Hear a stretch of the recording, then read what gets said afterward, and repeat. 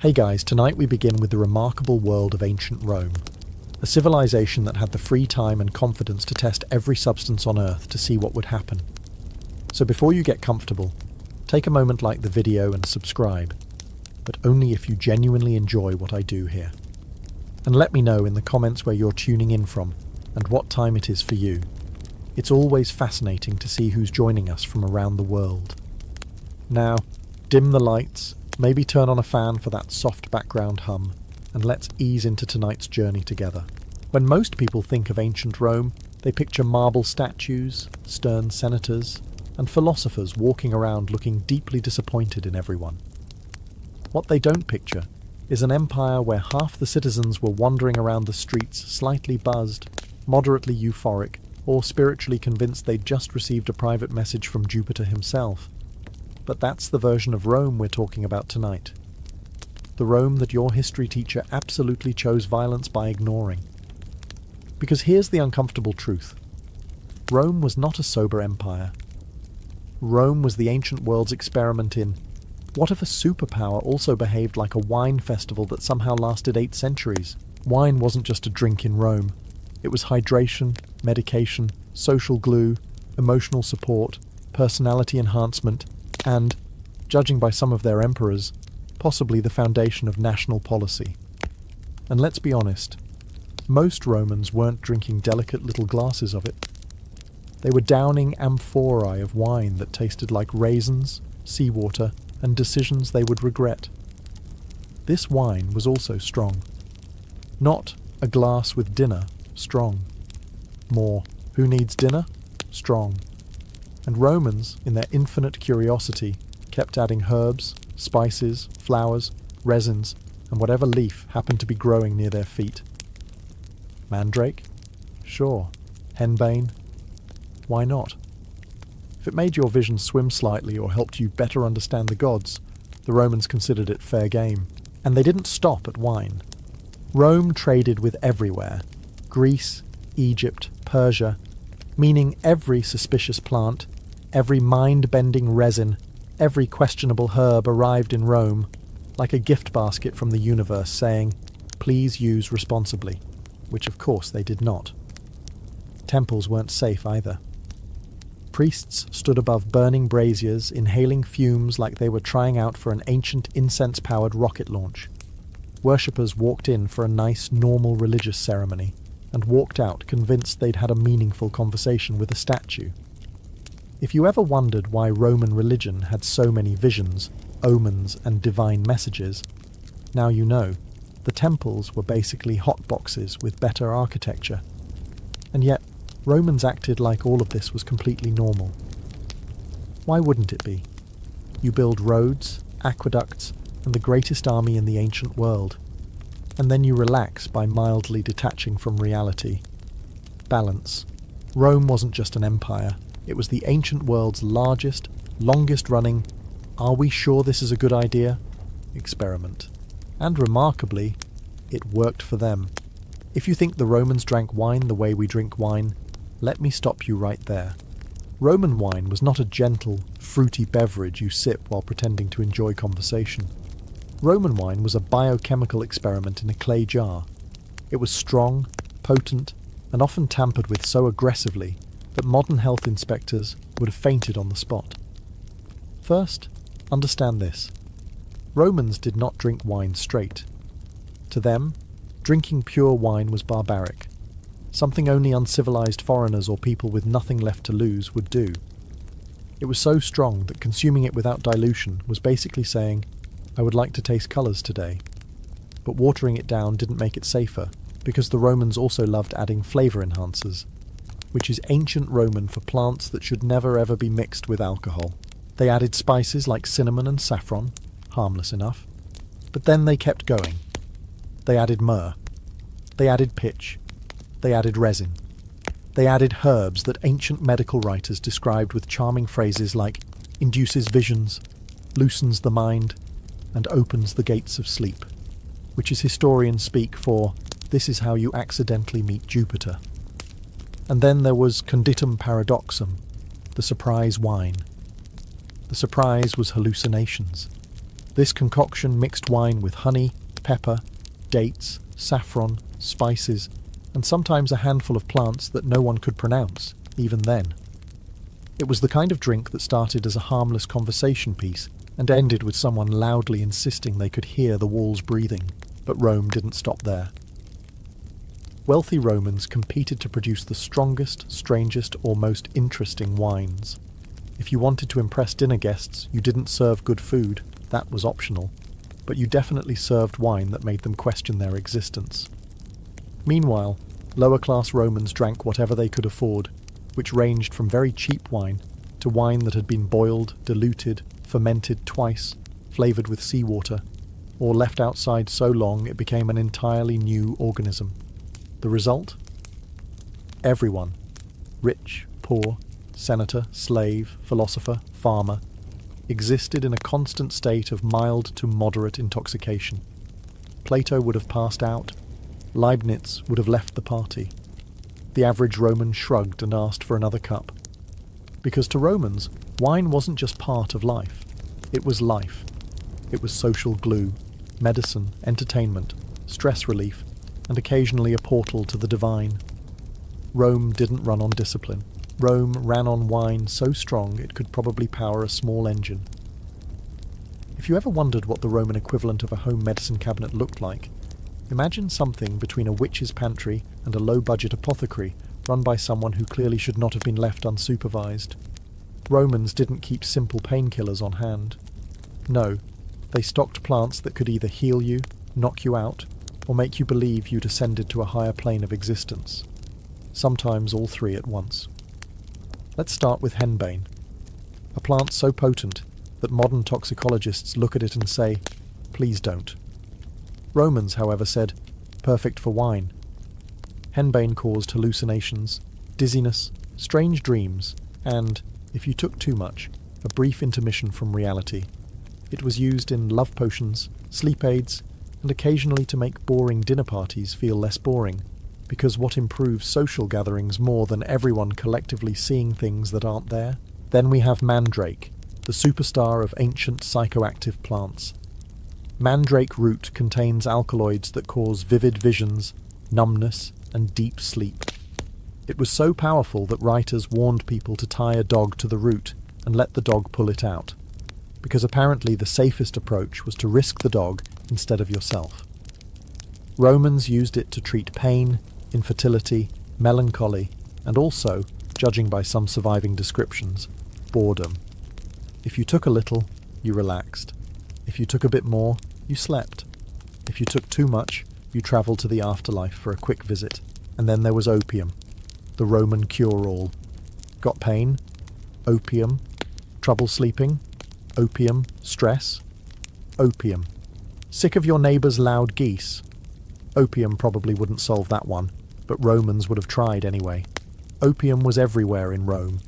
In medicine, in rituals, in cosmetics, and possibly in half the conversations that felt philosophical, but were actually just two very relaxed people misunderstanding each other. But we're not done. Romans also experimented with nightshade, belladonna, poppy seeds, hemp, and whatever exotic plant merchants brought from the East with a sales pitch like, "This will change your life." And it usually did, though not always in the direction people hoped. The best part? Romans took these herbs with absolute confidence, no hesitation, no fear, no consult a physician before use. Their attitude was basically, if nature grew it, we're drinking it. Their herb cabinet wasn't medicine. It was a roulette wheel, and the Romans spun that wheel every day. If ancient Rome had a most likely to accidentally launch you into another dimension award, mandrake would win it every single year. This plant wasn't just potent, it had a reputation. A terrifying, mystical, slightly dramatic reputation that Romans somehow interpreted as, great, let's boil it and drink it. Mandrake root looks vaguely like a human body, which, for Romans, was not a warning sign. It was an advertisement. They believed anything shaped like a human must be good for humans, which is the kind of logic you develop after drinking wine mixed with seawater. Mandrake was used for pain relief, anesthesia, sleep, love potions, and any situation where Romans wanted to temporarily leave the physical world behind and visit whatever Jupiter had going on that day. But the harvesting process? That was another story. Ancient writers warned that Mandrake shrieked when pulled from the ground, a shriek so deadly that anyone who heard it would drop dead, fall unconscious, or have an extremely bad day. Modern science has clarified that this is nonsense. But ancient Romans did not get the memo. They were committed to safety protocols. Their solution? Tie the root to a dog. Make the dog pull it out. Run very far away. Come back later and collect your prize. This was considered medically responsible. Once the mandrake was safely in human hands, and after offering the dog emotional support, Romans prepared it in several charming ways. They boiled it into potions. They mixed it with wine. They ground it into salves. They inhaled it as incense. At no point did any Roman say, "Perhaps this is too much." In fact, the main question was, how much can we get away with before we start seeing gods? And oh, did they see gods? Mandrake didn't just relax you, it transported you. Light doses caused drowsiness. Medium doses caused vivid dreams. Large doses gently tucked you into a temporary coma, the ancient equivalent of saying, "I'm going to disappear for a bit. Please don't touch my sandals." Roman doctors used mandrake during surgeries as anesthesia. Yes, anesthesia. While the patient drifted blissfully in and out of consciousness, surgeons got to work with bronze tools and a level of confidence we should all find deeply concerning. Mandrake was powerful, mystical, unpredictable, and absolutely beloved. It changed moods, altered perceptions, and opened the door to experiences Romans swore were spiritual, and modern people would call, "You've taken too much," in short. Mandrake was the Roman rocket ship, and many Romans were absolutely willing to board. If you've ever wondered how ancient Roman priests managed to speak with the gods, here's a secret your textbooks politely left out.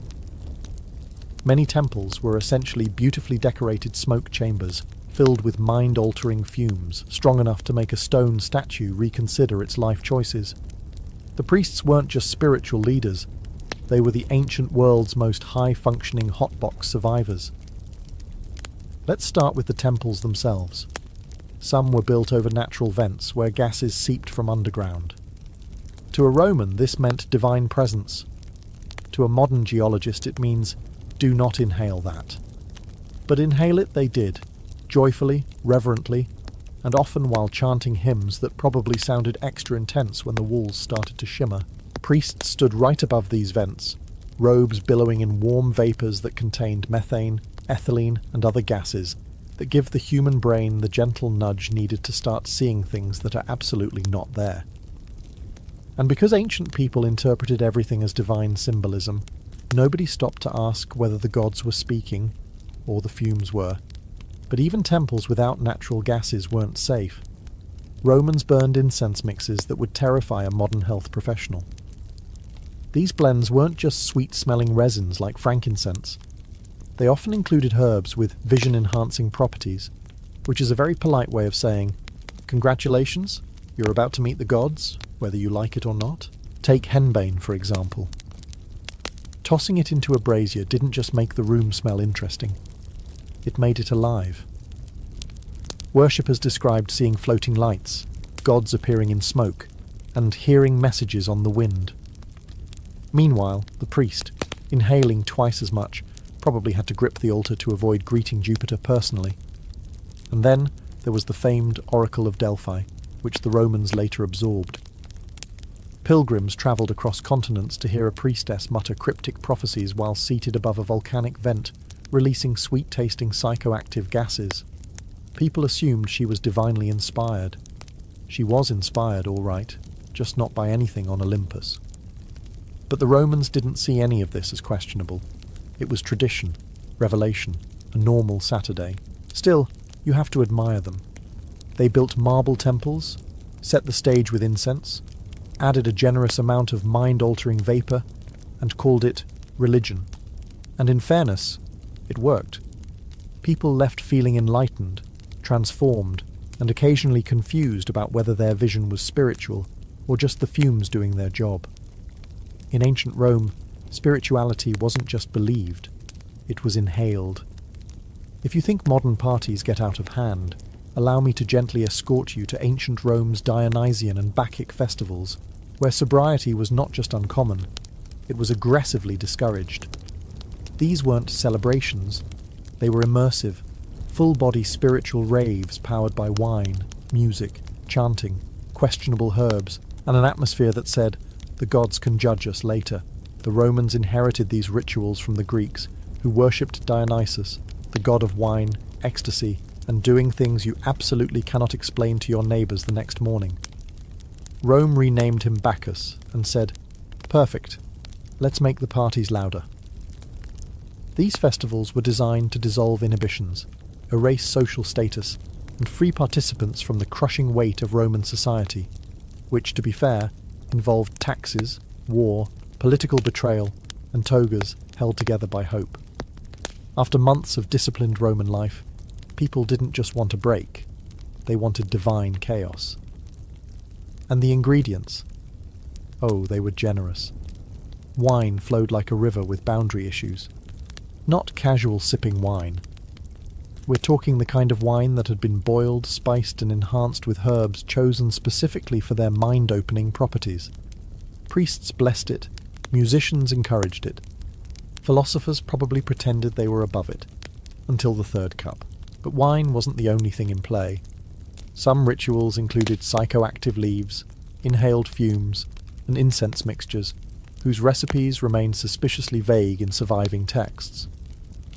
Scholars love to say things like, participants entered altered states, which is the academic way of admitting that ancient Romans were vibing with the universe. There were drums, flutes, chanting, ecstatic dancing, and entire crowds moving in rhythmic waves under torchlight.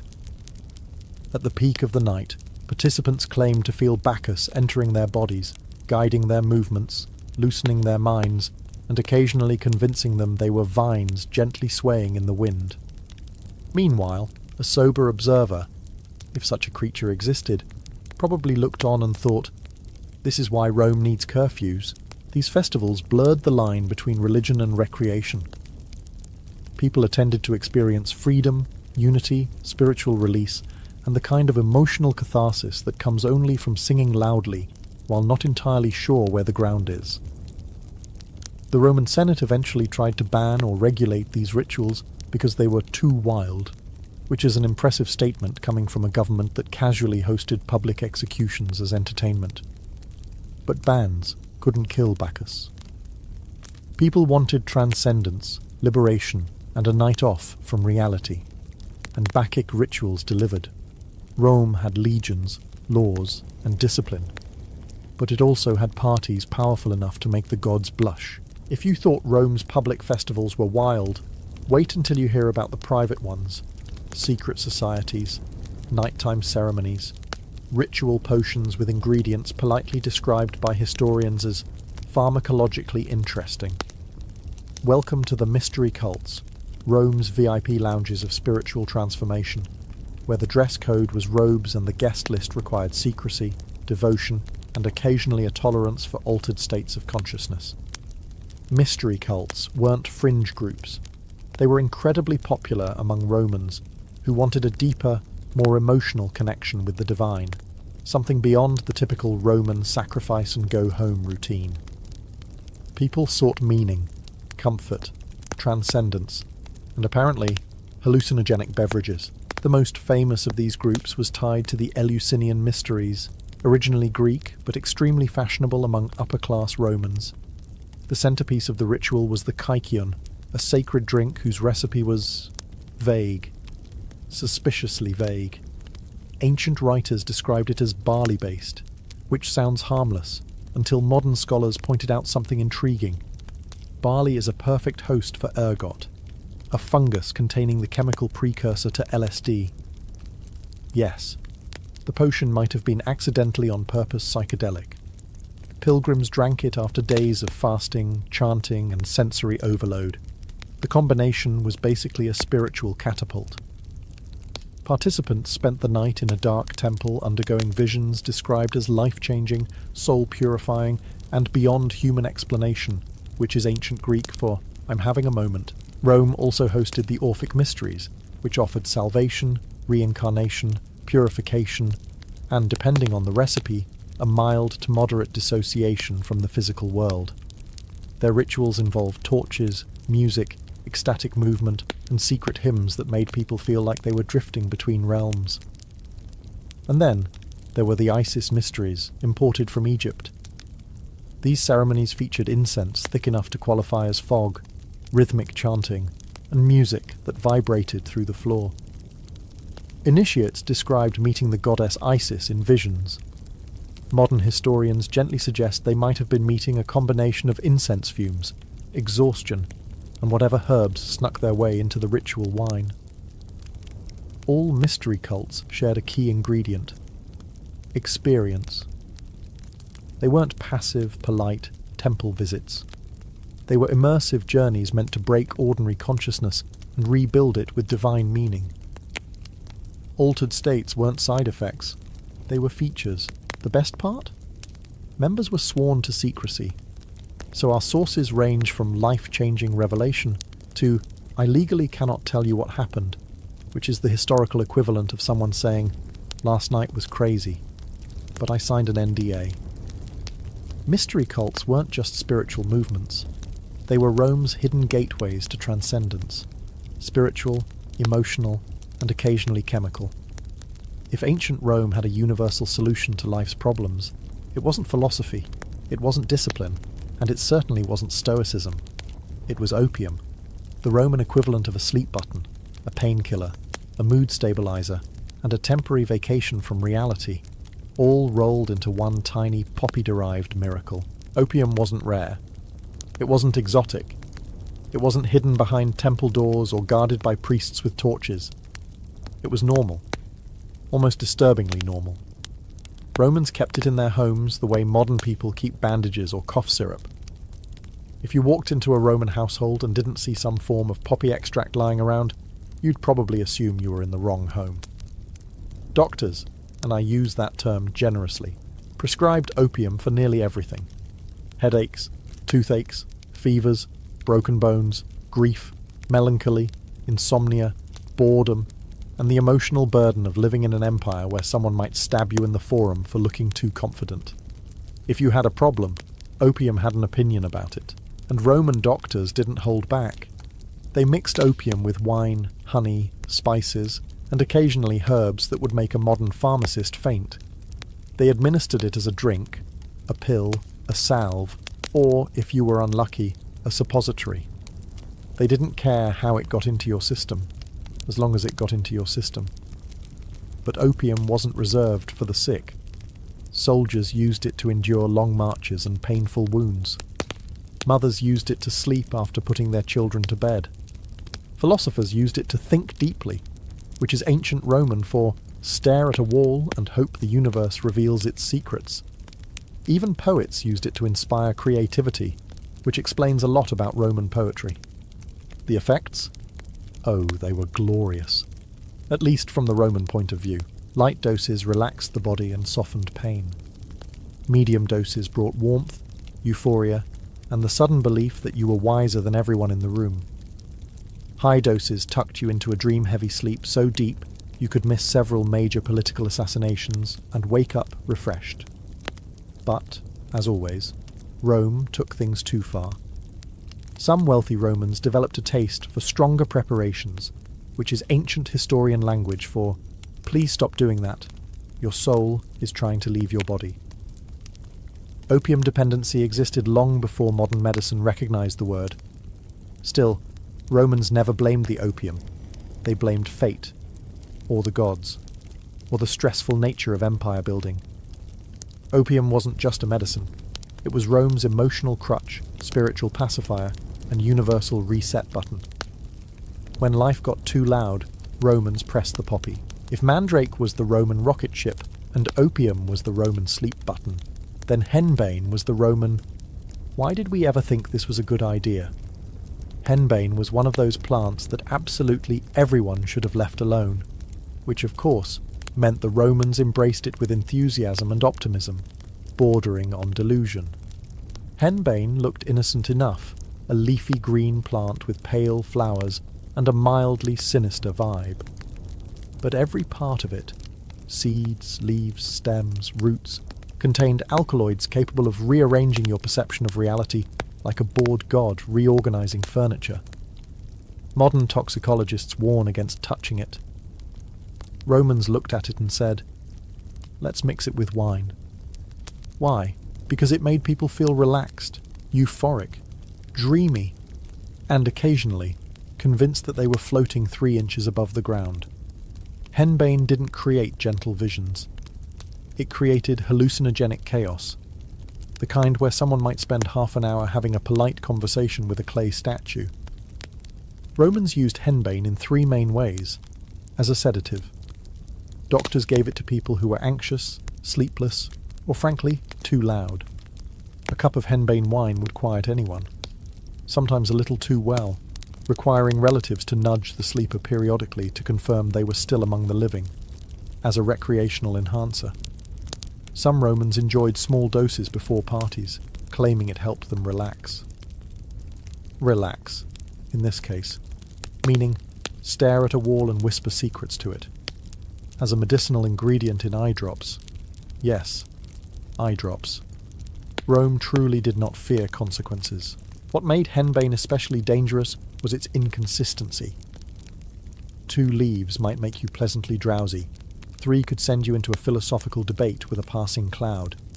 4 might briefly transport you to the afterlife for a quick tour.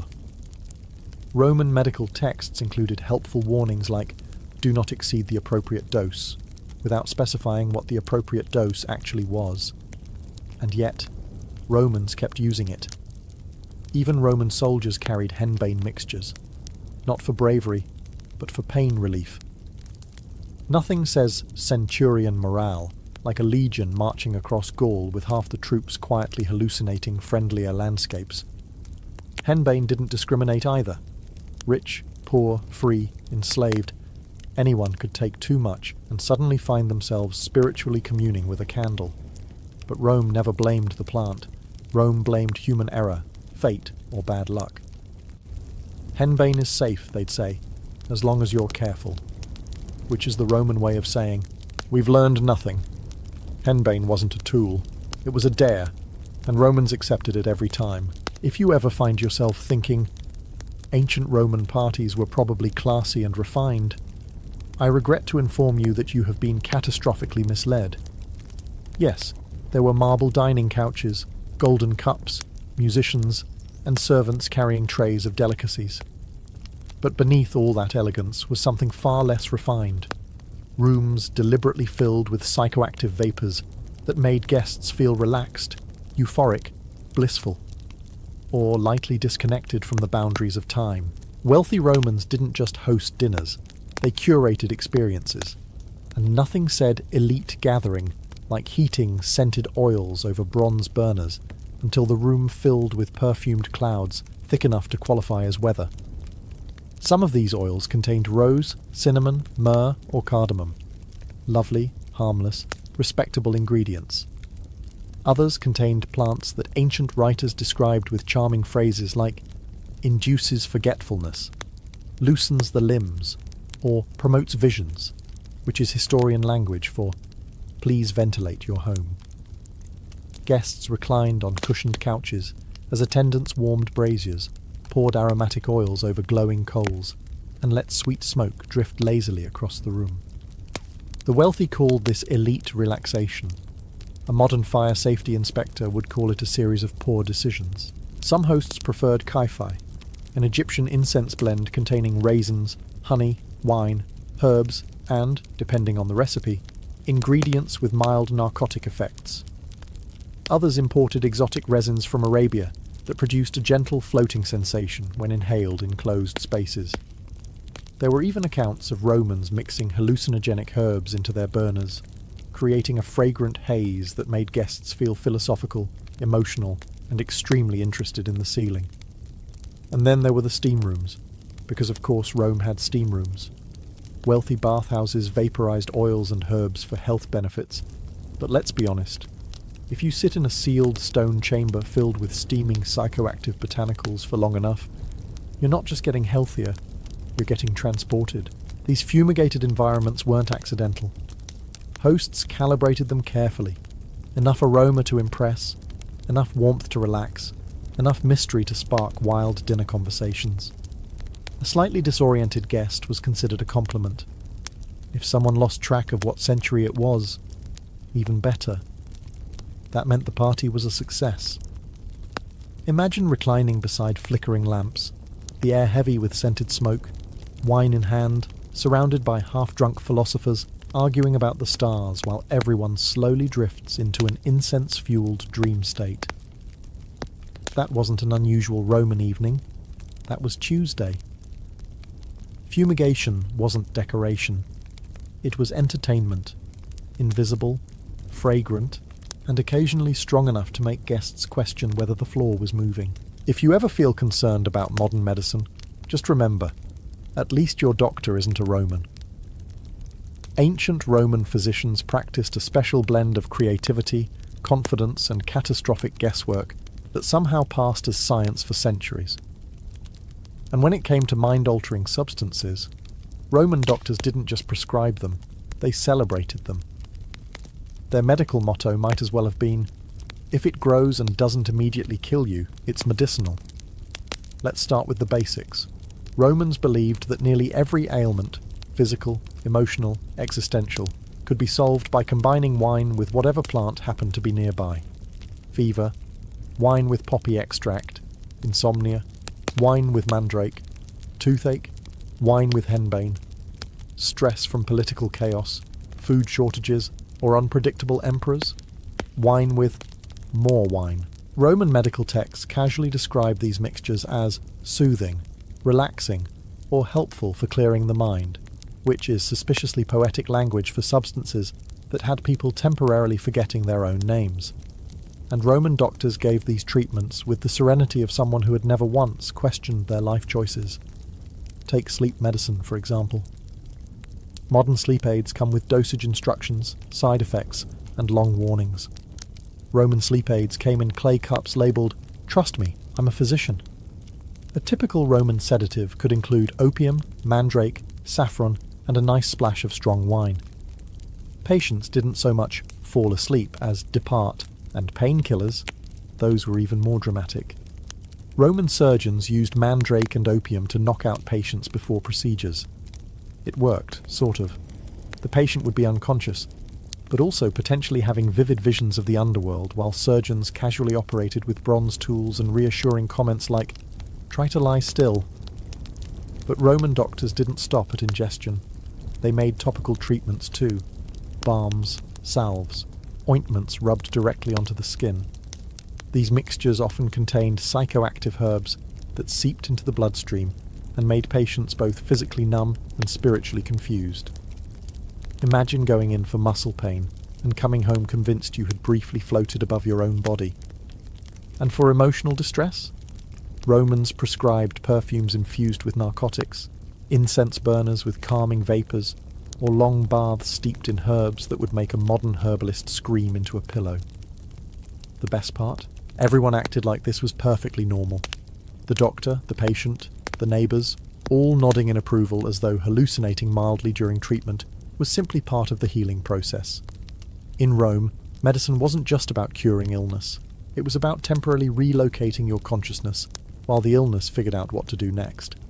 If ancient Rome had a most unpredictable substance award, mushrooms would accept it proudly, or possibly refuse it because it was hallucinating the podium. Mushrooms were the great wild cards of the Roman world, sometimes delicious, sometimes deadly, sometimes spiritually enlightening, and sometimes capable of sending an emperor straight to the afterlife. In other words, the perfect ingredient for Roman curiosity. Romans loved mushrooms. They cultivated them, collected them, cooked them, traded them, and boasted about them at dinner parties. But here's the problem. Ancient Rome did not have mushroom identification guides. They did not have trained mycologists. They had enthusiasm. And enthusiasm is a dangerous replacement for expertise. Some mushrooms were harmless and tasty, others were so toxic that a single bite could turn a feast into a funeral.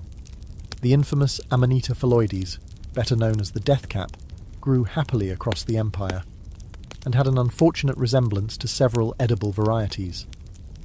This caused events, but Romans being Romans, they didn't stop to reconsider.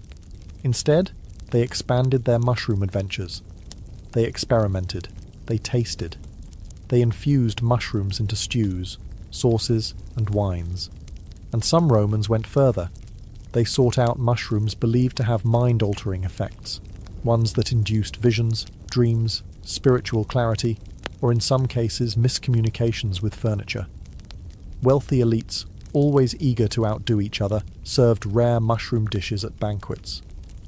The rarer the mushroom, the more impressed the guests. But rare didn't always mean safe. In fact, one emperor, Claudius, famously died after eating mushrooms his wife prepared. Ancient gossip pretty much says, yes, she absolutely poisoned him, but either way, mushrooms played a starring role in imperial drama. Some Romans believed certain mushrooms could bring you closer to the gods, that their effects were not poisonous but divine. These mushrooms, when dried, boiled, or mixed with wine, created experiences described as dreamlike, vision-inducing, or a conversation with destiny, depending on how poetic the writer felt. Did all these mushrooms have actual psychedelic properties? Not all, but some likely did. Rome had access to regions in the Alps, Balkans, and the Near East where psychoactive species grew. Travellers brought stories of dream mushrooms, night mushrooms, and laughing mushrooms that caused uncontrollable joy. Naturally, Romans wanted to try them. What better way to spice up a festival, a dinner, or a philosophical debate? Still, mushrooms had a reputation for danger. They were the culinary Russian roulette of ancient Rome, a delightful surprise or an immediate tragedy. But this didn't stop Romans. It encouraged them. Nothing appealed more to Roman sensibilities than a food that combined luxury, risk, and the possibility of glimpsing the divine. Mushrooms weren't just food. They were mystery. They were thrill. They were temptation. In Rome, even dinner could alter reality. When you picture gladiators stepping into the arena, you probably imagine discipline, grit, and raw physical power. What you don't imagine is a handful of them entering the Colosseum, slightly buzzed, mildly sedated, or spiritually convinced the lions were large house cats. But welcome to Rome, where even the most brutal profession occasionally intersected with the empire's favourite recreational substances. Gladiators were elite athletes, but they were also property, expensive property. Their owners wanted them alive, profitable, and entertaining. So before fights, some gladiators received herbal mixtures designed to enhance performance. Others received sedatives designed to ease anxiety. And occasionally a poor soul received something that made the arena look like a dreamscape painted by a confused god. One common preparation? Poppy-based tonics. These weren't full opium doses. The lanista, trainer owner, wasn't trying to knock them unconscious, but light mixtures intended to calm nerves, dull pain, and stop the gladiator from panicking at the sight of a very hungry, very athletic lion. The goal was simple: get them into the arena in a state of focused confidence, not existential dread. Of course, Rome being Rome, the results varied. A lightly dosed gladiator might feel courageous, steady, and ready for fame. A moderately dosed gladiator might feel strangely philosophical and attempt to negotiate with his opponent. And a heavily dosed gladiator might walk into the arena with the serene calm of someone who believes destiny has already been decided. Because in their mind, it probably had. But not all substances were calming. Some trainers experimented with stimulating herbs intended to increase aggression. These concoctions often included bitter extracts, pungent spices, or questionable leaves imported from foreign traders who absolutely exaggerated their benefits. A gladiator might enter the arena pumped with adrenaline, energy, and absolutely no idea what he was actually swinging at. And then there were the rare, whispered cases of hallucinogenic herbs making their way into pre-fight mixtures. No trainer would ever admit this, but a few ancient writers mention fighters who swung at shadows, bowed to invisible gods, or charged confidently toward lions they believed were symbols rather than teeth-equipped realities. But in fairness, the arena was terrifying. If a small herbal courage boost helped someone face down a rhinoceros imported just for entertainment, who can blame them? The crowd never knew, of course. They assumed gladiators were fueled by bravery, discipline, and raw Roman spirit. Meanwhile, backstage, someone might have been whispering, "Drink this. Don't ask what's in it. Good luck."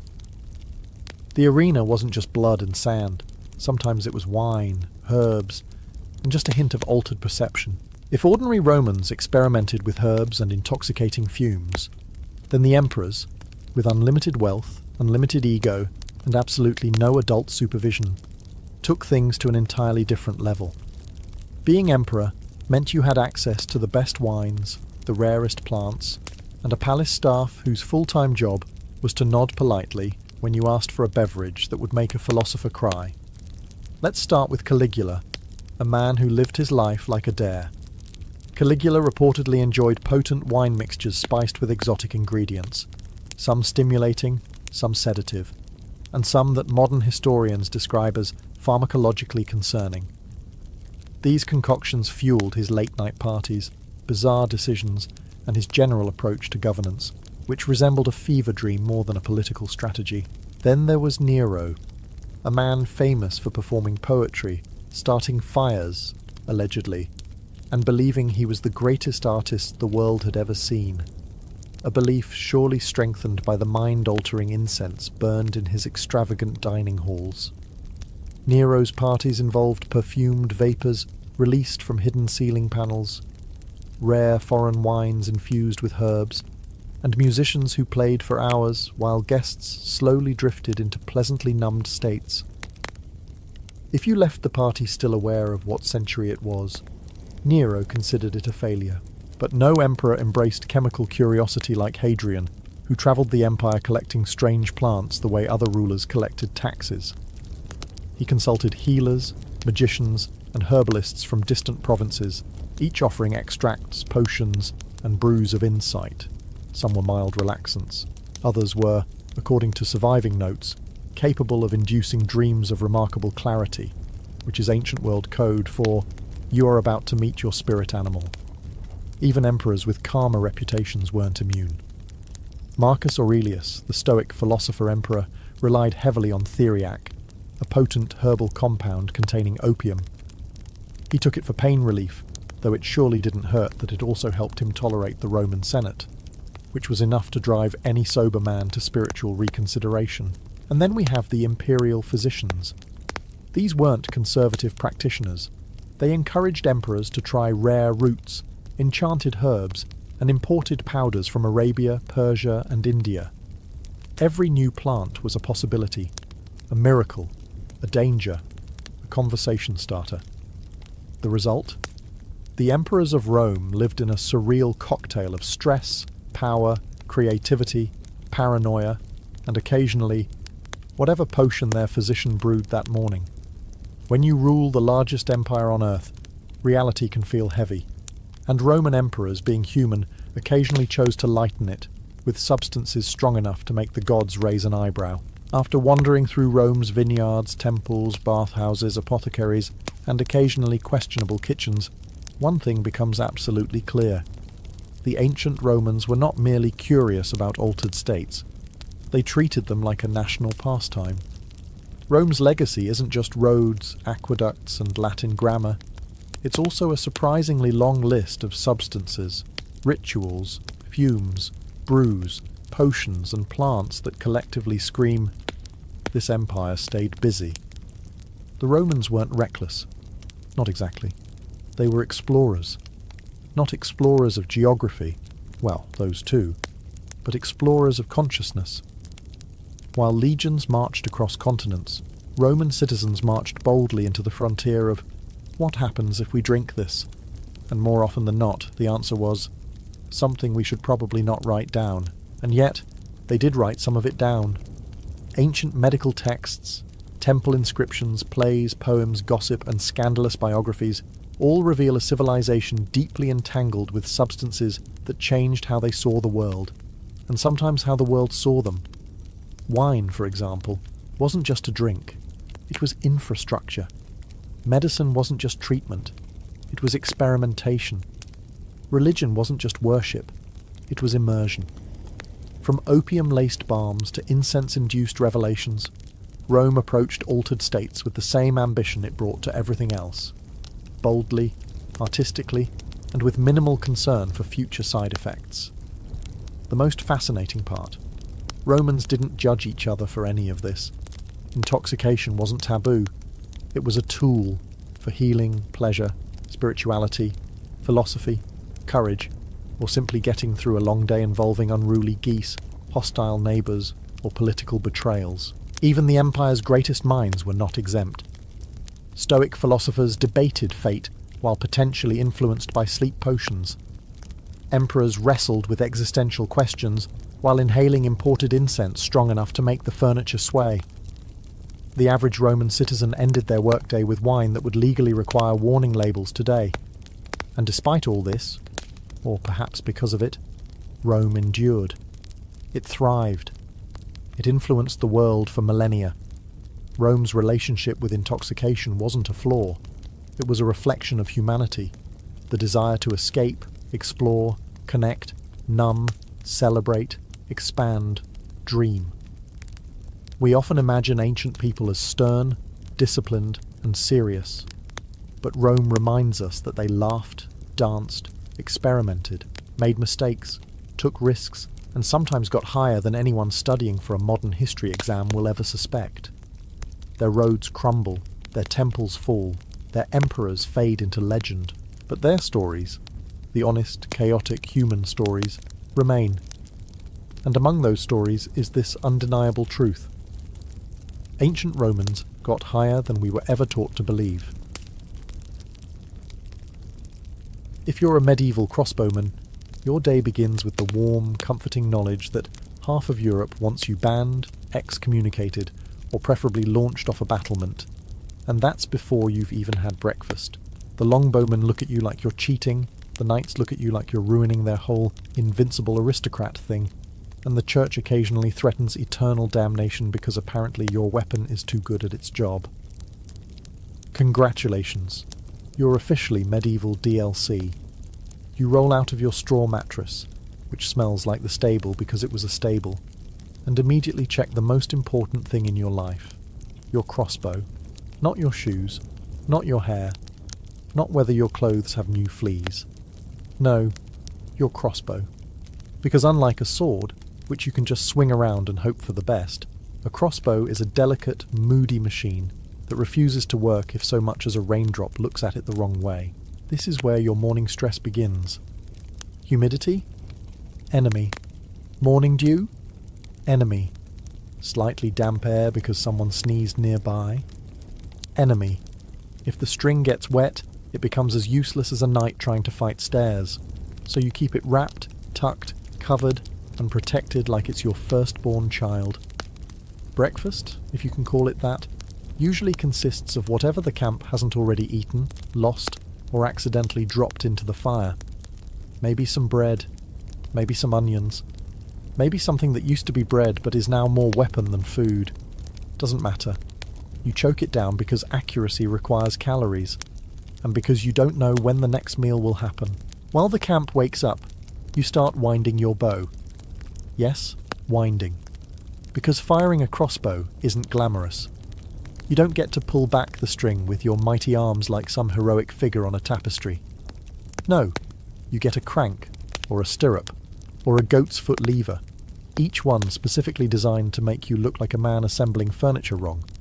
And as you crank, you hear the longbowmen muttering under their breath. They hate that you can train peasants to use your weapon in a week. They hate that your bolt can go through armour. They hate that knights fear you. And secretly you enjoy every second of it, because you're a crossbowman, and by lunchtime, someone important will be terrified of you.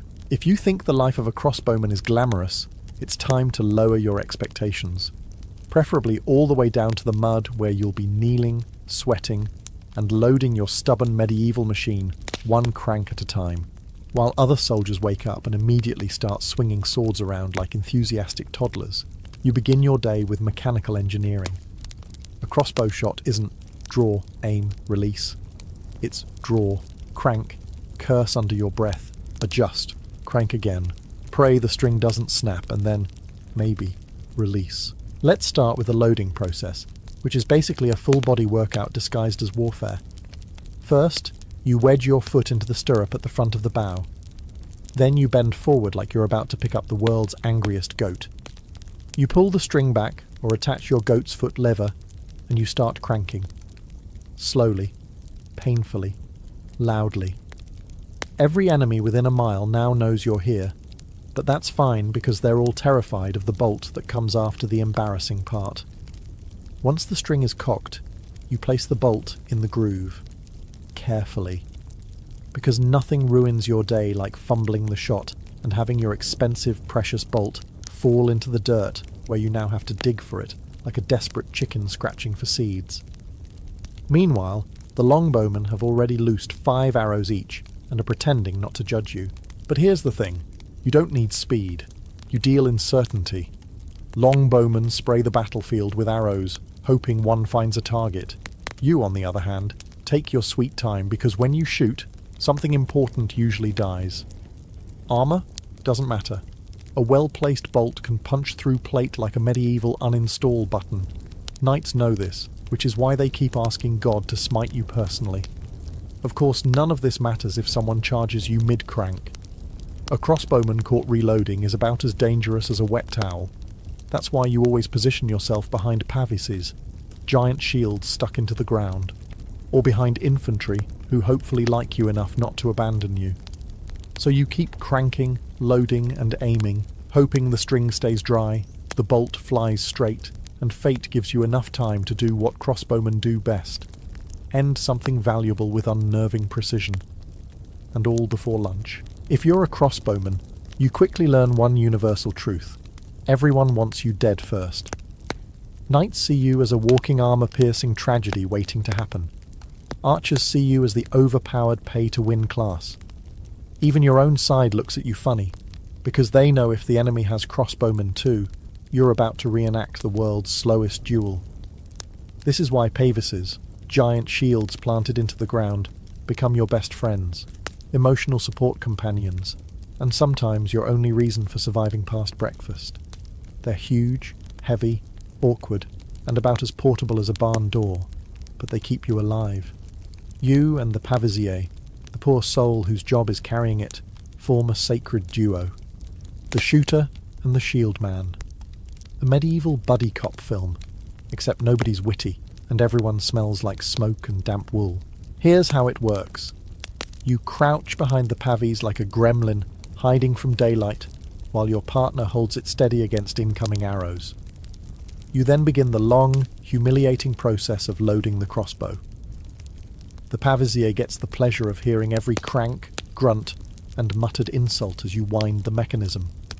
And when you're finally ready to shoot, you pop out from behind cover, unleash a bolt that ruins someone's entire lineage, and dive back behind the shield, hoping your armor is still intact. Coordination between you and your pavisier is everything.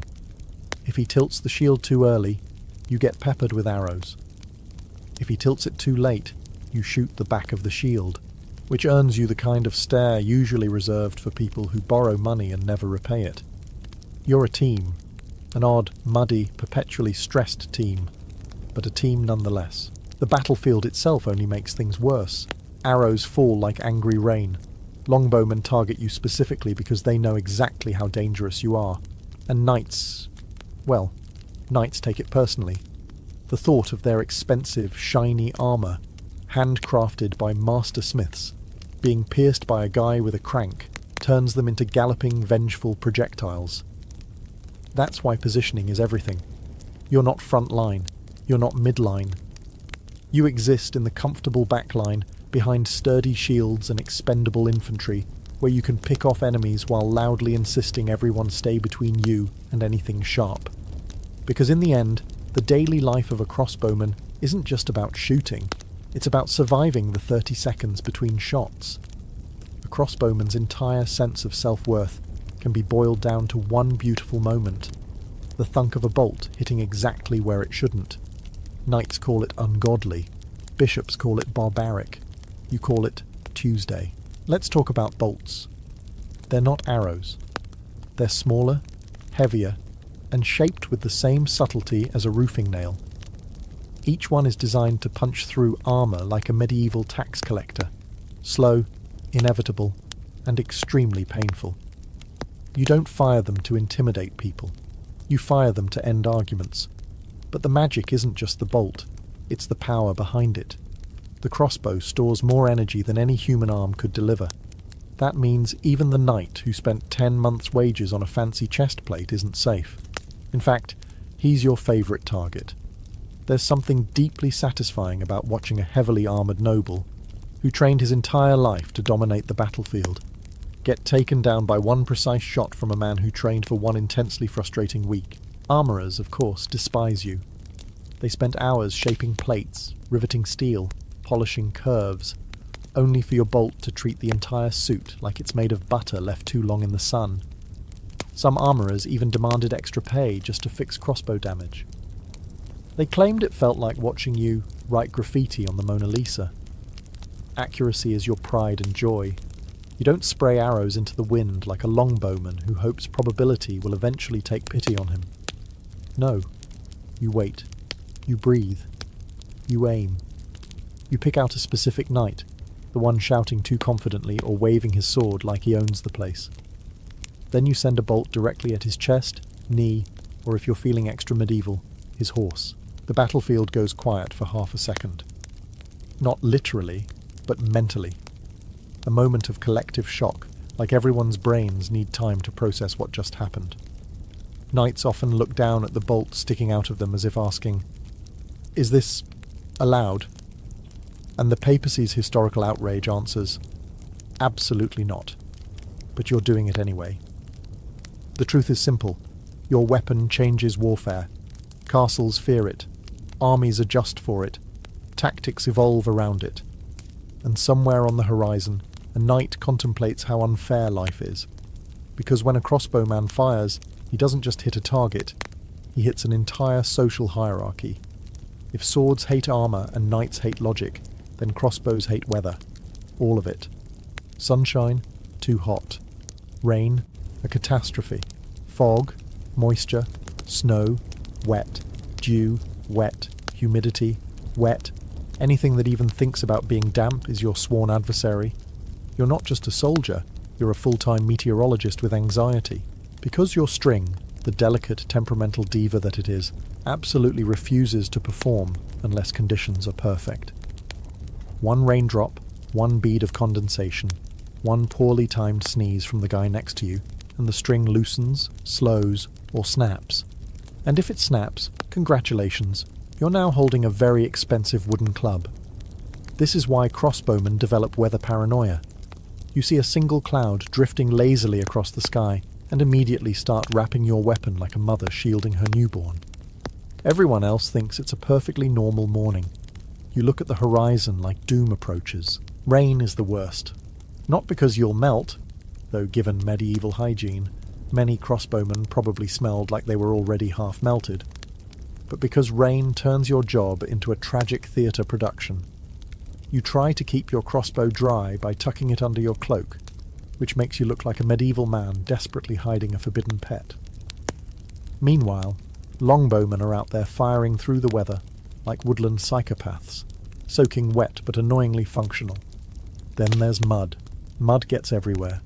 In the mechanisms, the bow, the latch, your boots, your sole. You try to crank your bow, and instead of a satisfying click, you get the gritty, grinding noise of sand, dirt, and despair. It's like loading a weapon that's slowly turning into a swamp creature. Wind is another nuisance. Bolts don't care for dramatic gusts, so you end up adjusting your aim with the seriousness of a scientist, while your infantry friends shout things like, "Just shoot already," as if physics is optional. Snow? Snow is deceptive. It looks dry. It feels dry. Then it melts, and suddenly your crossbow string is basically cooked spaghetti. You spend half the battle rubbing it with animal fat, cloth, prayers, and whatever dry thing you can find, usually nothing. And through all this suffering, your commander expects perfection. Because even when the sky is falling apart, even when everything you own is wet, clogged, frozen, or cursed, you still only get one shot every few minutes, and it better count. If firing a crossbow is the glorious part of your life, marching is the deeply unglamorous, soul-crushing majority of it. Marching as a crossbowman isn't elegant, disciplined, or inspiring. It's a miserable test of endurance while carrying gear specifically designed to ruin your spine. Let's start with the weight. Your crossbow is heavy. Your bolts are heavy. Your pavis, if you're unlucky enough to help carry it, is heavy enough to qualify as a building material. Your armour? Also heavy. By the time you're fully packed, you're less a soldier and more a medieval pack mule with performance anxiety. And then you walk, and walk, and walk. Through mud thick enough to drown a goat, through forests full of roots specifically positioned to trip you, through villages where children point at you like you're some sort of travelling circus attraction. It's not glamorous, it's not noble, it's just feet, blisters, and the slow realisation that every step is an argument with gravity.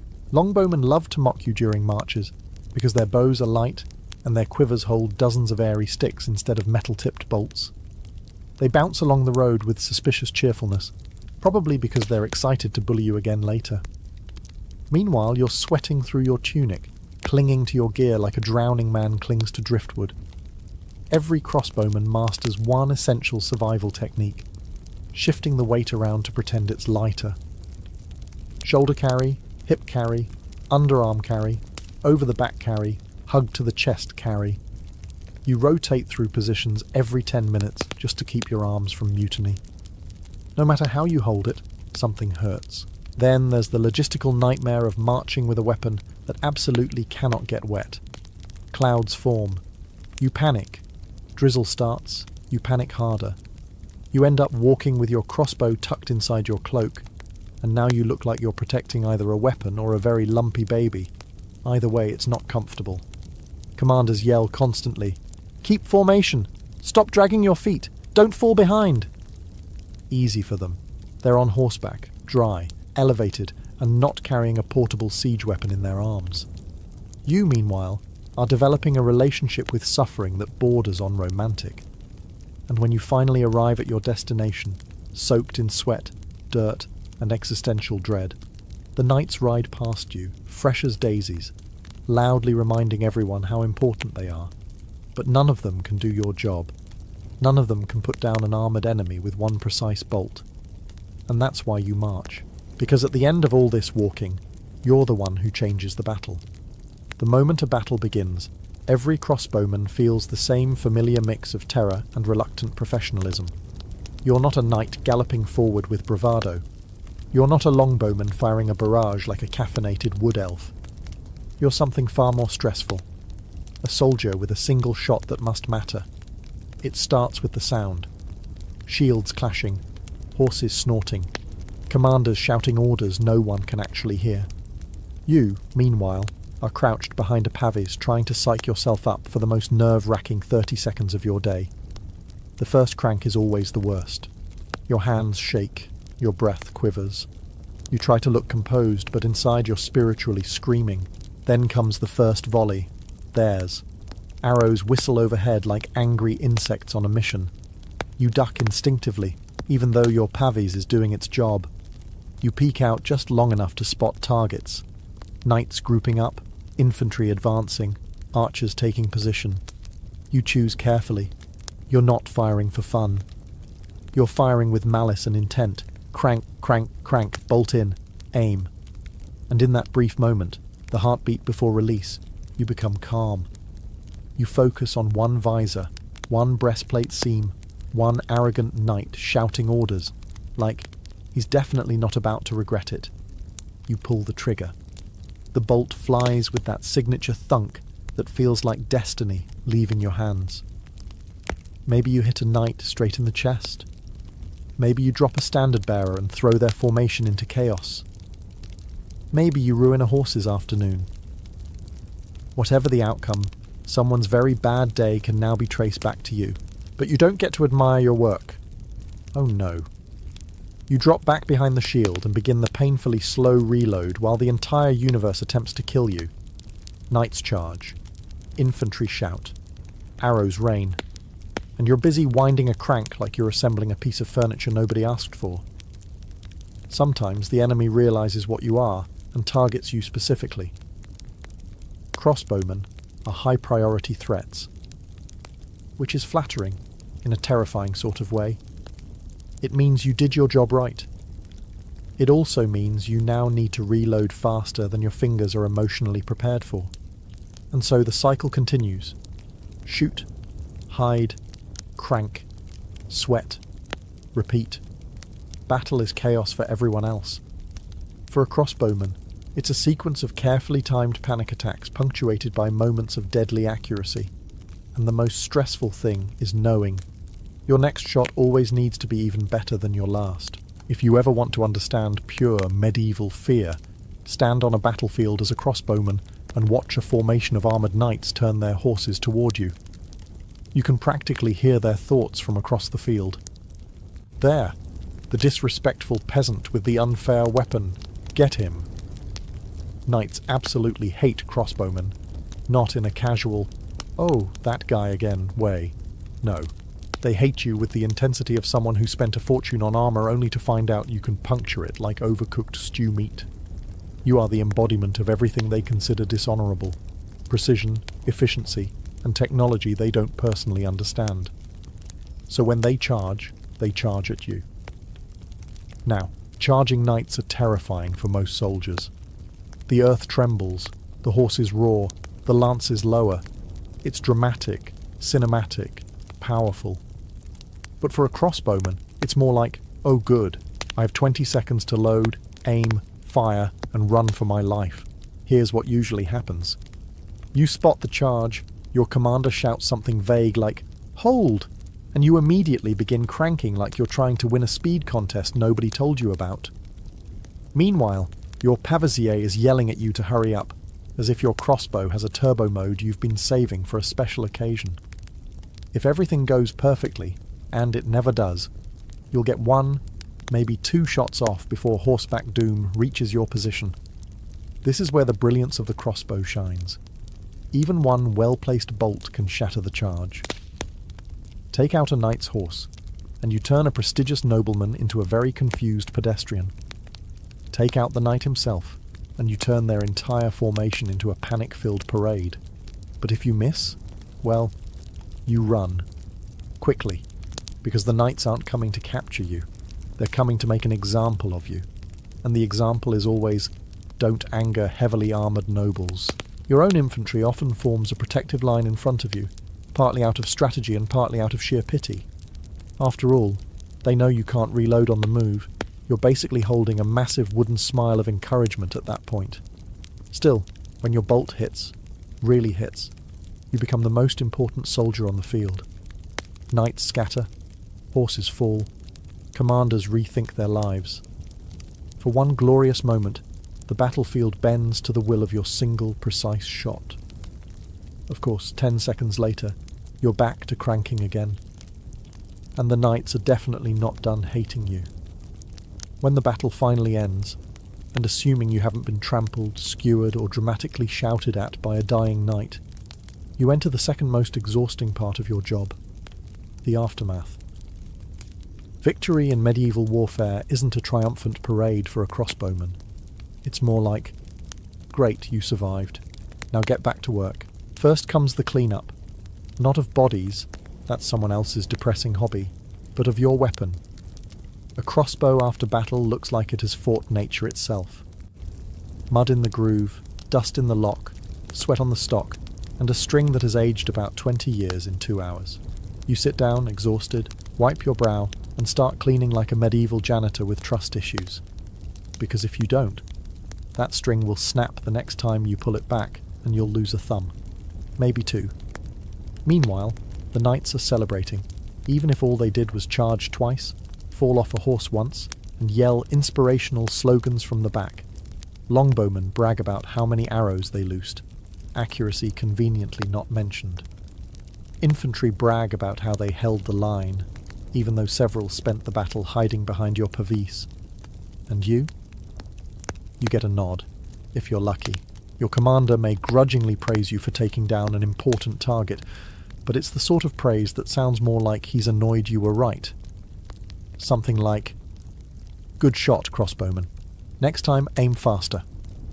Yes, thank you. Very motivating. Then there's the scavenging.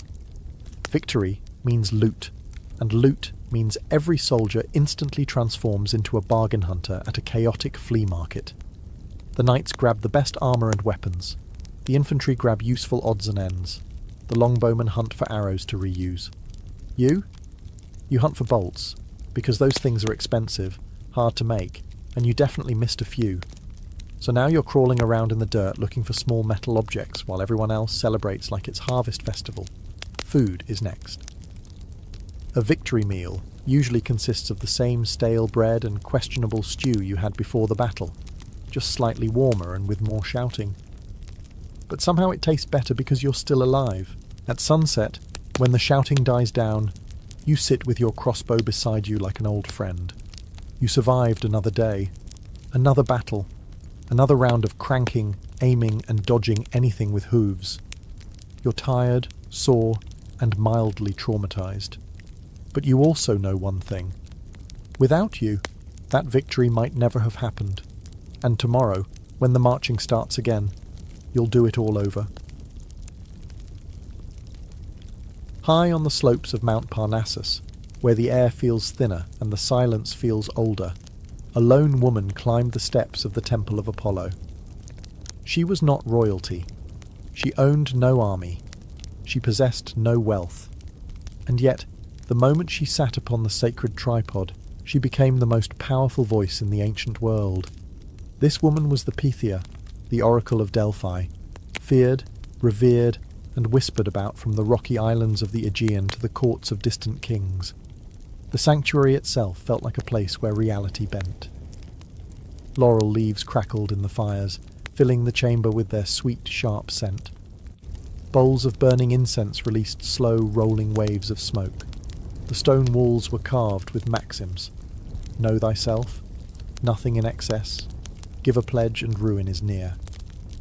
Every traveller entering the temple felt watched, not by the priests, but by something older and unseen.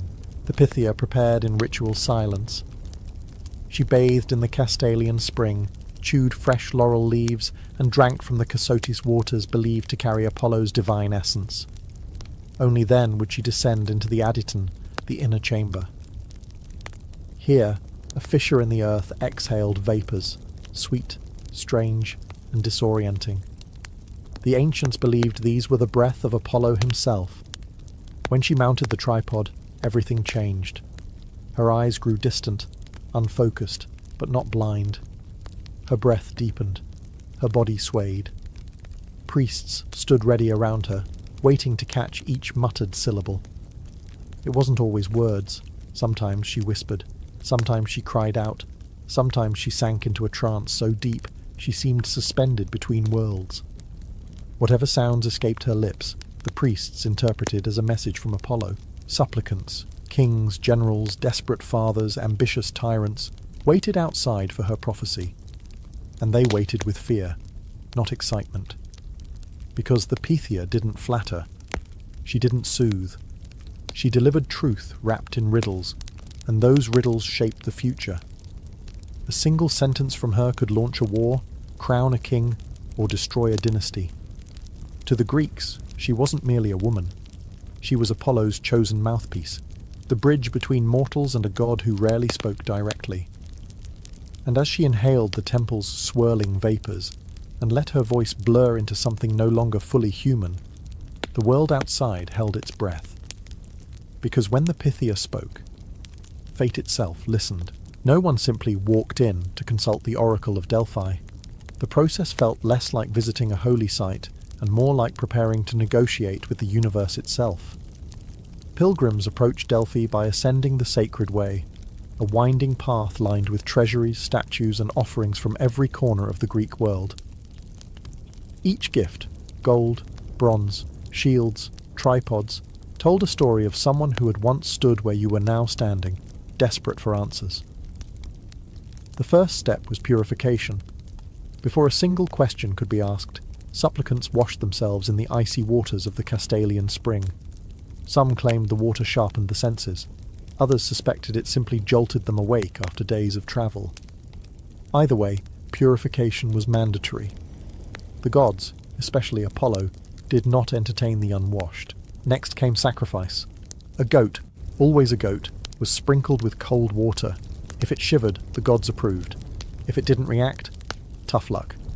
The session was cancelled, the temple closed, and you went home with more questions than you arrived with. Assuming the goat cooperated, and goats are notorious for being dramatic, it was slaughtered, its entrails read, and the omens interpreted. Only then could a petition proceed.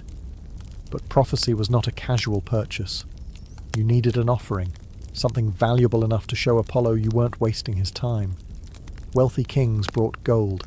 City-states delivered bronze statues. Regular people, well, they offered what they could. Bread, oil, wool, maybe a small sacrifice. The priests didn't judge. Apollo did. Inside the temple, the atmosphere became heavy, even intimidating. The priests of Delphi, who managed the oracle's operations, took your name, your origin, your question, and your offering. They were the gatekeepers, the interpreters, the logistical backbone of a divine bureaucracy. Without them, the Pythia's trances would have been indecipherable bursts of ecstatic energy. With them, her words became political weapons and spiritual guideposts. Finally came the question, the reason for your journey. You were instructed to ask it carefully, clearly, and respectfully. Many rehearsed for days, terrified of phrasing it poorly. After all, the gods were known to take things literally, twist meanings, and punish arrogance. You didn't come to Delphi hoping for a friendly chat. You came hoping not to anger a deity. And then, when all was ready, when the sacrifices burned, the incense curled upward, and the laurel branches rustled, you were led toward the Adyton. The Pythia waited. The air vibrated with expectation. Your life, your ambitions, even your survival. All of it now hinged on a single, cryptic answer from Apollo's chosen voice. To the ancient world, the Pythia's trance was nothing less than divine possession. But to those who witnessed it up close, it was a scene both mesmerizing and unsettling, half sacred ritual, half raw human surrender to forces beyond comprehension. The Adyton, the temple's innermost chamber, was a world apart. Torches flickered against stone walls inscribed with prayers and warnings. Laurel leaves burned in bronze bowls, releasing a crackling perfume that clung to your lungs. And at the centre of it all stood the sacred tripod, a three-legged bronze seat perched directly above a natural fissure in the earth. The Pythia descended alone. No priest entered with her. This moment belonged to her and the god. Before she sat, she performed the preparatory rites, chewing laurel leaves to receive Apollo, sprinkling holy water over the tripod, and invoking the god with a low rhythmic chant. Her breathing deepened, her posture changed, and as she climbed into position, you could feel a shift in the air, like the temple itself was waiting. The vapours rising from the fissure were key to ancient belief. Whether they were divine, geological, or psychological, one truth remains. Everyone who entered that chamber described the sensation as intoxicating, sweet, strange, thick, almost like the world itself was dissolving around the edges. Modern debate aside, the Greeks were certain these fumes were Apollo's breath, carrying visions from the realm of gods into the fragile human mind. As the Pythia inhaled, her body began to sway. Not violently, but rhythmically, like someone drifting between consciousness and dream. Her voice changed next. It softened, then sharpened, then broke into fragmented phrases.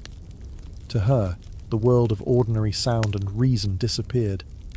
In its place rose flashes of imagery, burning cities, rising kings, storm-tossed ships, triumphant armies, doomed ambitions.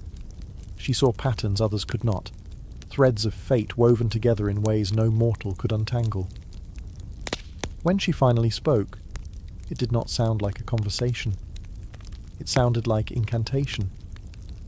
Sometimes she whispered as though confiding in shadows. Sometimes she cried out like the words forced their way through her, tearing through her voice. Priests waited just beyond the chamber, listening through the doorway, catching every syllable and mapping it into structured prophecy.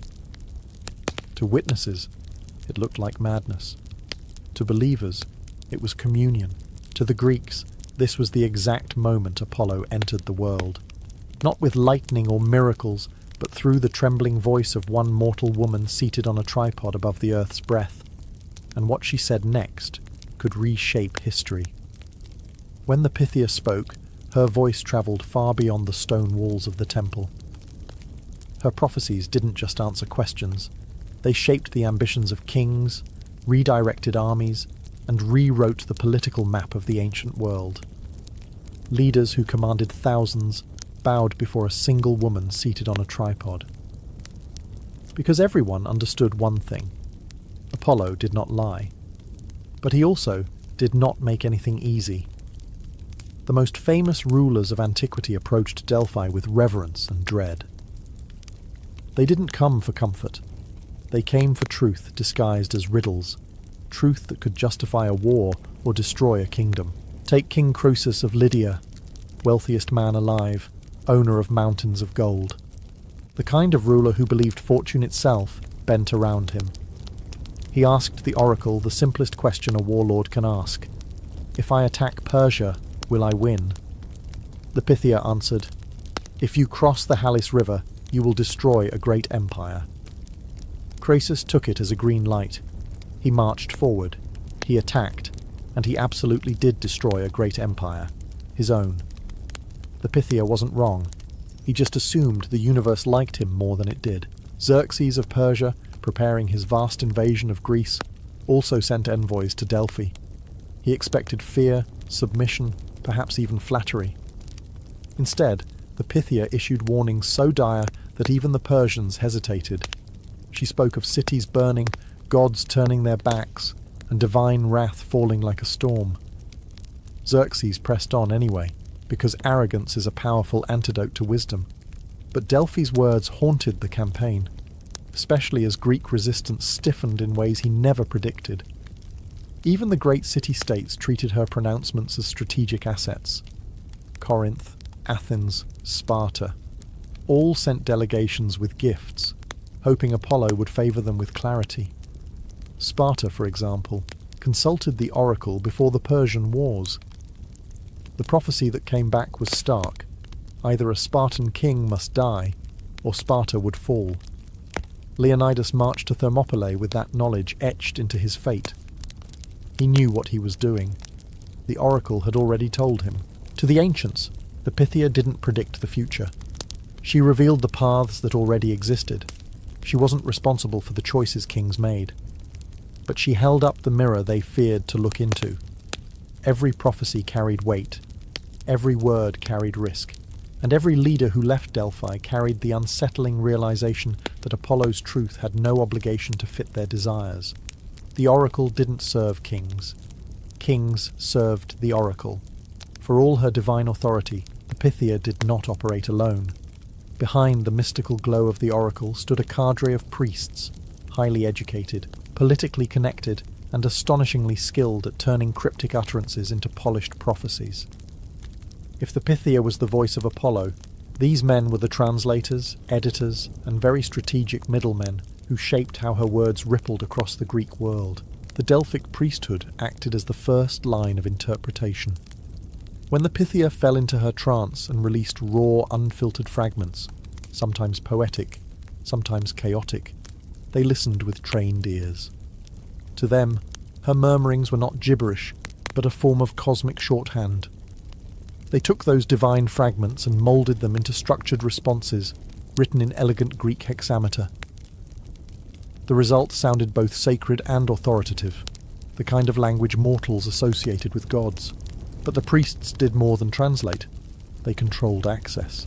Not every question was permitted. Not every supplicant was worthy. It was the priests who decided who entered the temple, who waited, who paid, and who asked what. They kept records, monitored political tensions, and understood the power dynamics between Greek polis better than most ambassadors. In an age without newspapers or global communication, Delphi was the information hub of the Mediterranean. Envoys from every city-state passed through its gates, bringing with them news, fears, rumours, and ambitions. The priests absorbed all of it. This meant they understood context, sometimes more clearly than the rulers asking the questions. When a city-state quarrelled with its neighbour, the priests often knew about troop movements, alliances, and secret treaties before the generals themselves. When a king sought expansion, they already knew whether the gods approved, based on how the political winds were blowing. Their interpretations were not mere translations. They were guided by a deep understanding of human behaviour and international strategy. This is what made Delphi so powerful.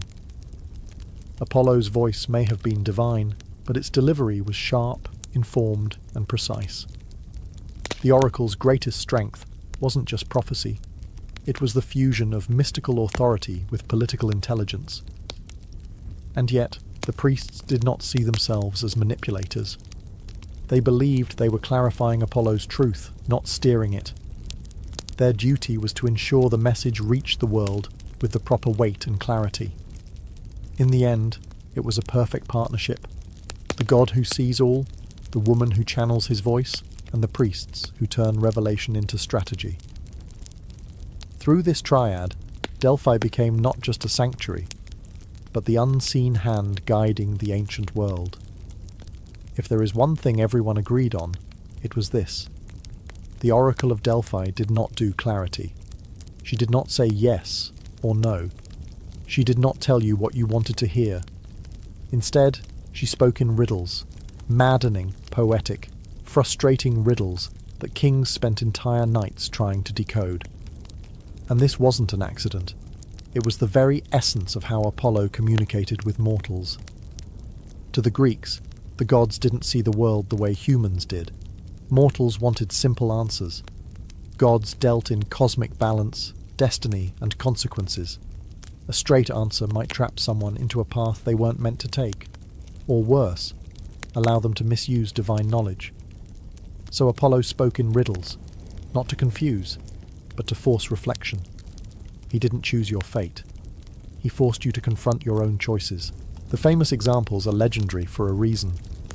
When Croesus asked if he should attack Persia, the oracle didn't say, "Terrible idea, don't do it." Instead, she said, "If you cross the Halys River, you will destroy a great empire." This was technically correct. Croesus just assumed the empire would be Persia, not his own. The riddle was never wrong, his interpretation was. Then there was the prophecy given to Athens before the Persian invasion. Trust in the wooden walls. What did it mean? A wall of timber? The ships of their navy? A barricade? Panic spread.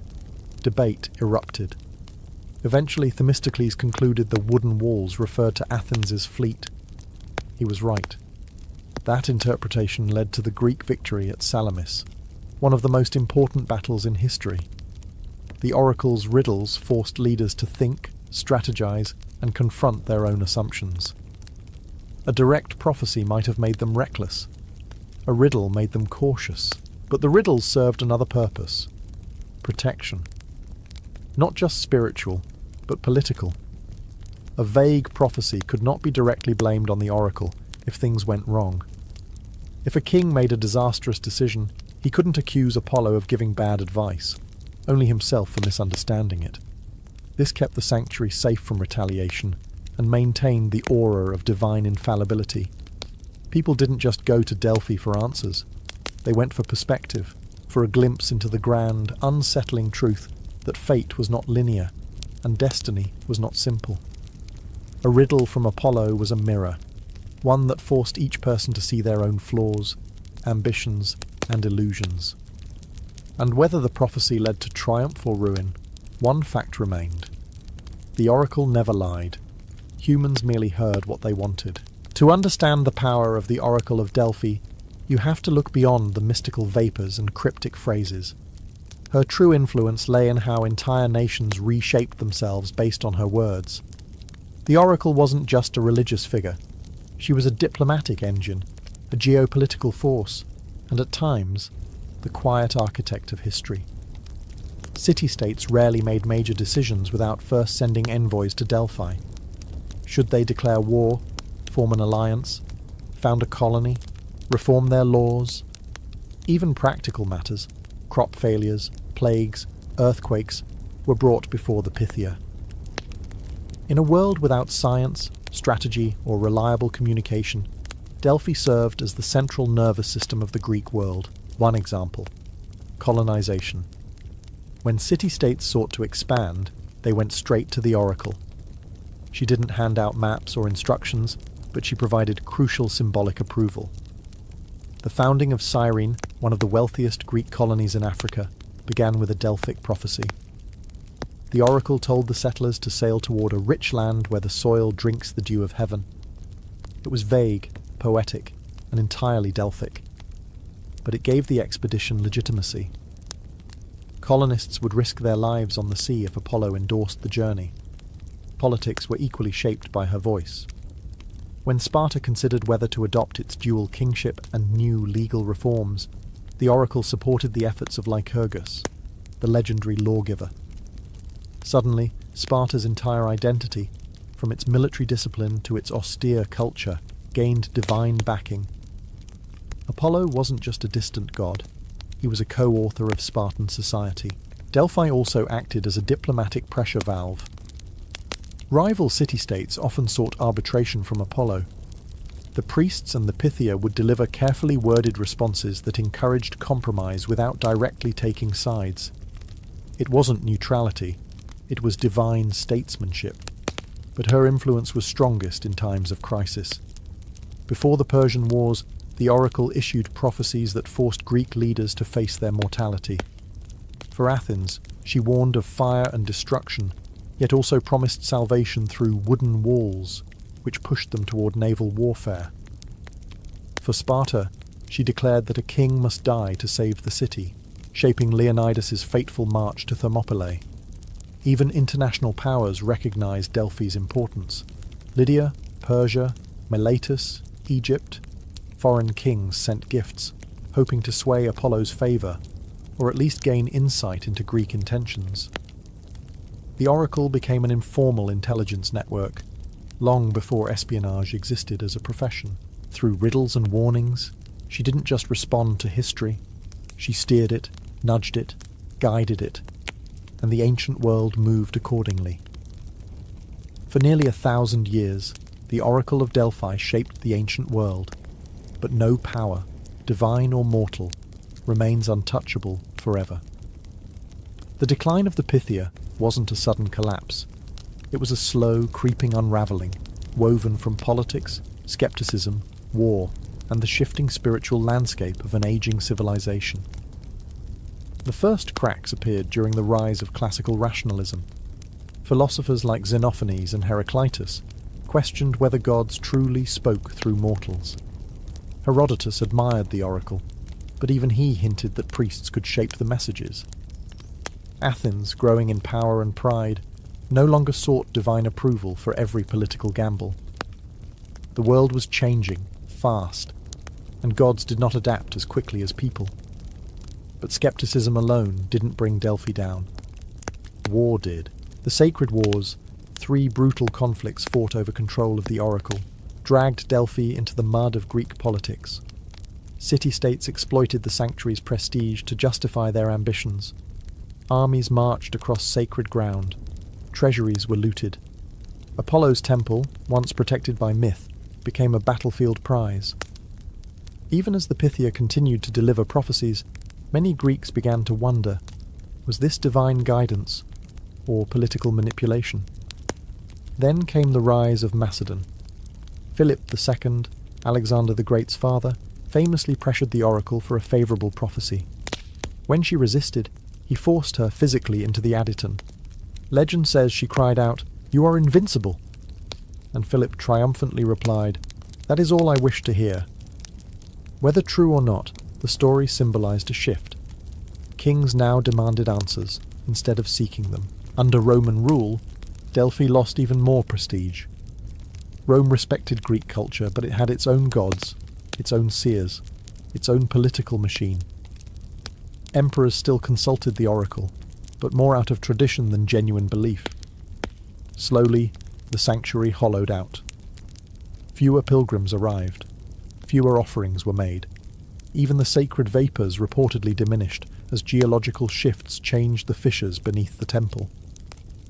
The final blow came with Christianity. To Christians, the oracle was not a holy voice, but a dangerous relic of paganism. The Emperor Theodosius I banned pagan rites in the late 4th century. The temple was closed, the tripod silenced.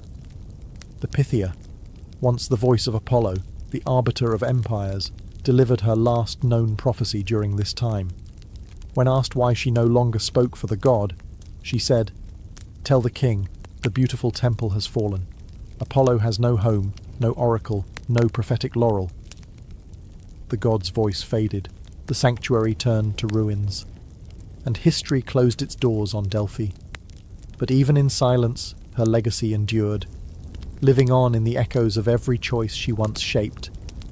Even long after her temple crumbled and her tripod lay cold, the Oracle of Delphi continued to cast a long shadow over the ancient world, and remarkably, over our own. The Pythia may have fallen silent, but her voice echoes through history in ways that stretch far beyond myth, religion, or politics. Her legacy is a reminder of how profoundly humans crave meaning, guidance, and connection to something larger than themselves. To the Greeks, she was more than a prophet. She was a symbol of the fragile bridge between mortal uncertainty and divine order.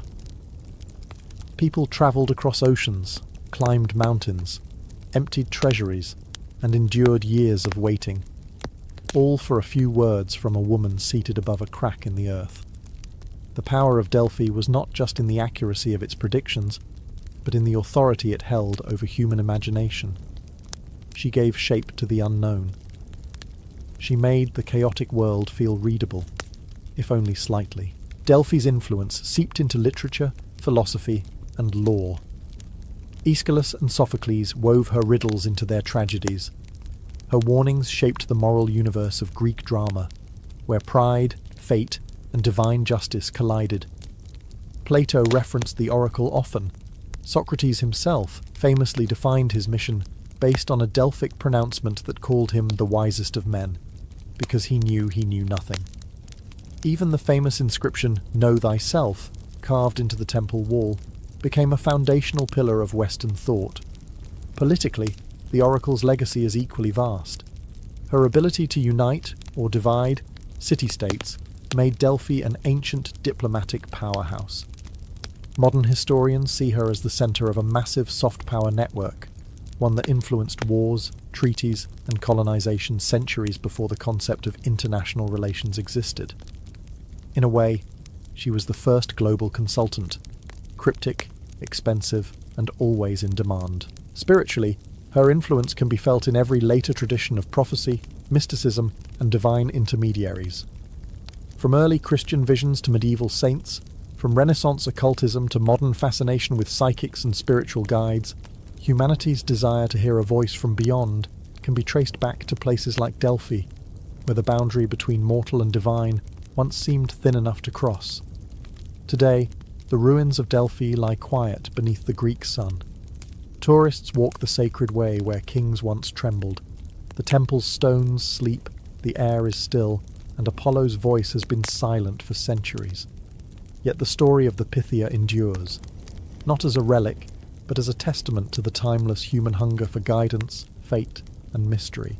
Her tripod may be empty, but her power still resonates in every question we ask about the future. For the Illyrians, strength was not a luxury or a hobby. It was the backbone of survival, the language of tribal honour, and the currency of leadership.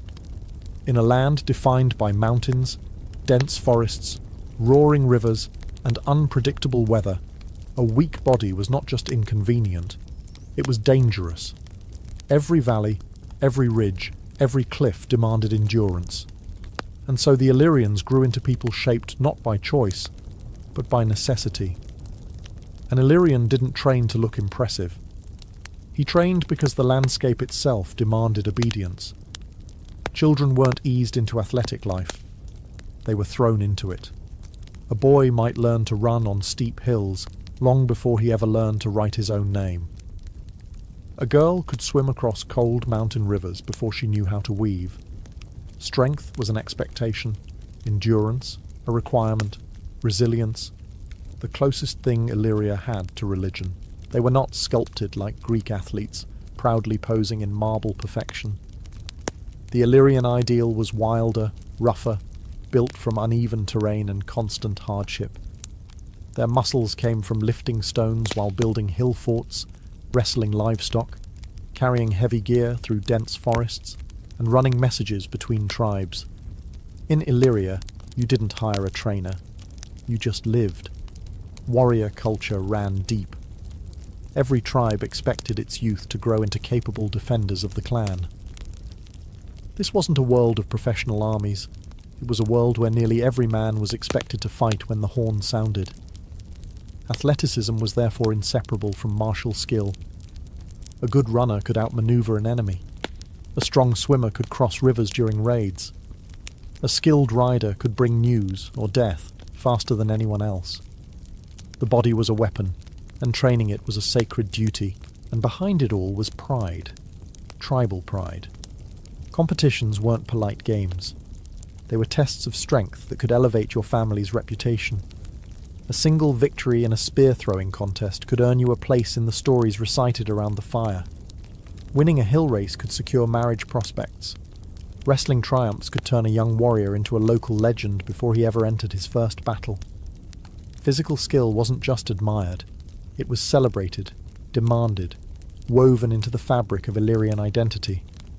To be Illyrian was to endure, to strain, to sweat, to push your limits against the land itself. And in doing so, a young warrior didn't just build strength, he earned his place among his people. If the Greeks ran in stadiums and the Romans raced chariots, the Illyrians raced the earth itself. Hill racing, sprinting up brutal inclines, rocky ridges, and uneven mountain trails, was one of the most important athletic traditions across Illyrian tribes. It wasn't a sport created for entertainment. It was training disguised as glory, a ritual born from the reality that Illyria was a land where every village sat on a hill, and every battle required climbing one. To an outsider, watching an Illyrian hill race looked like witnessing a controlled descent into madness.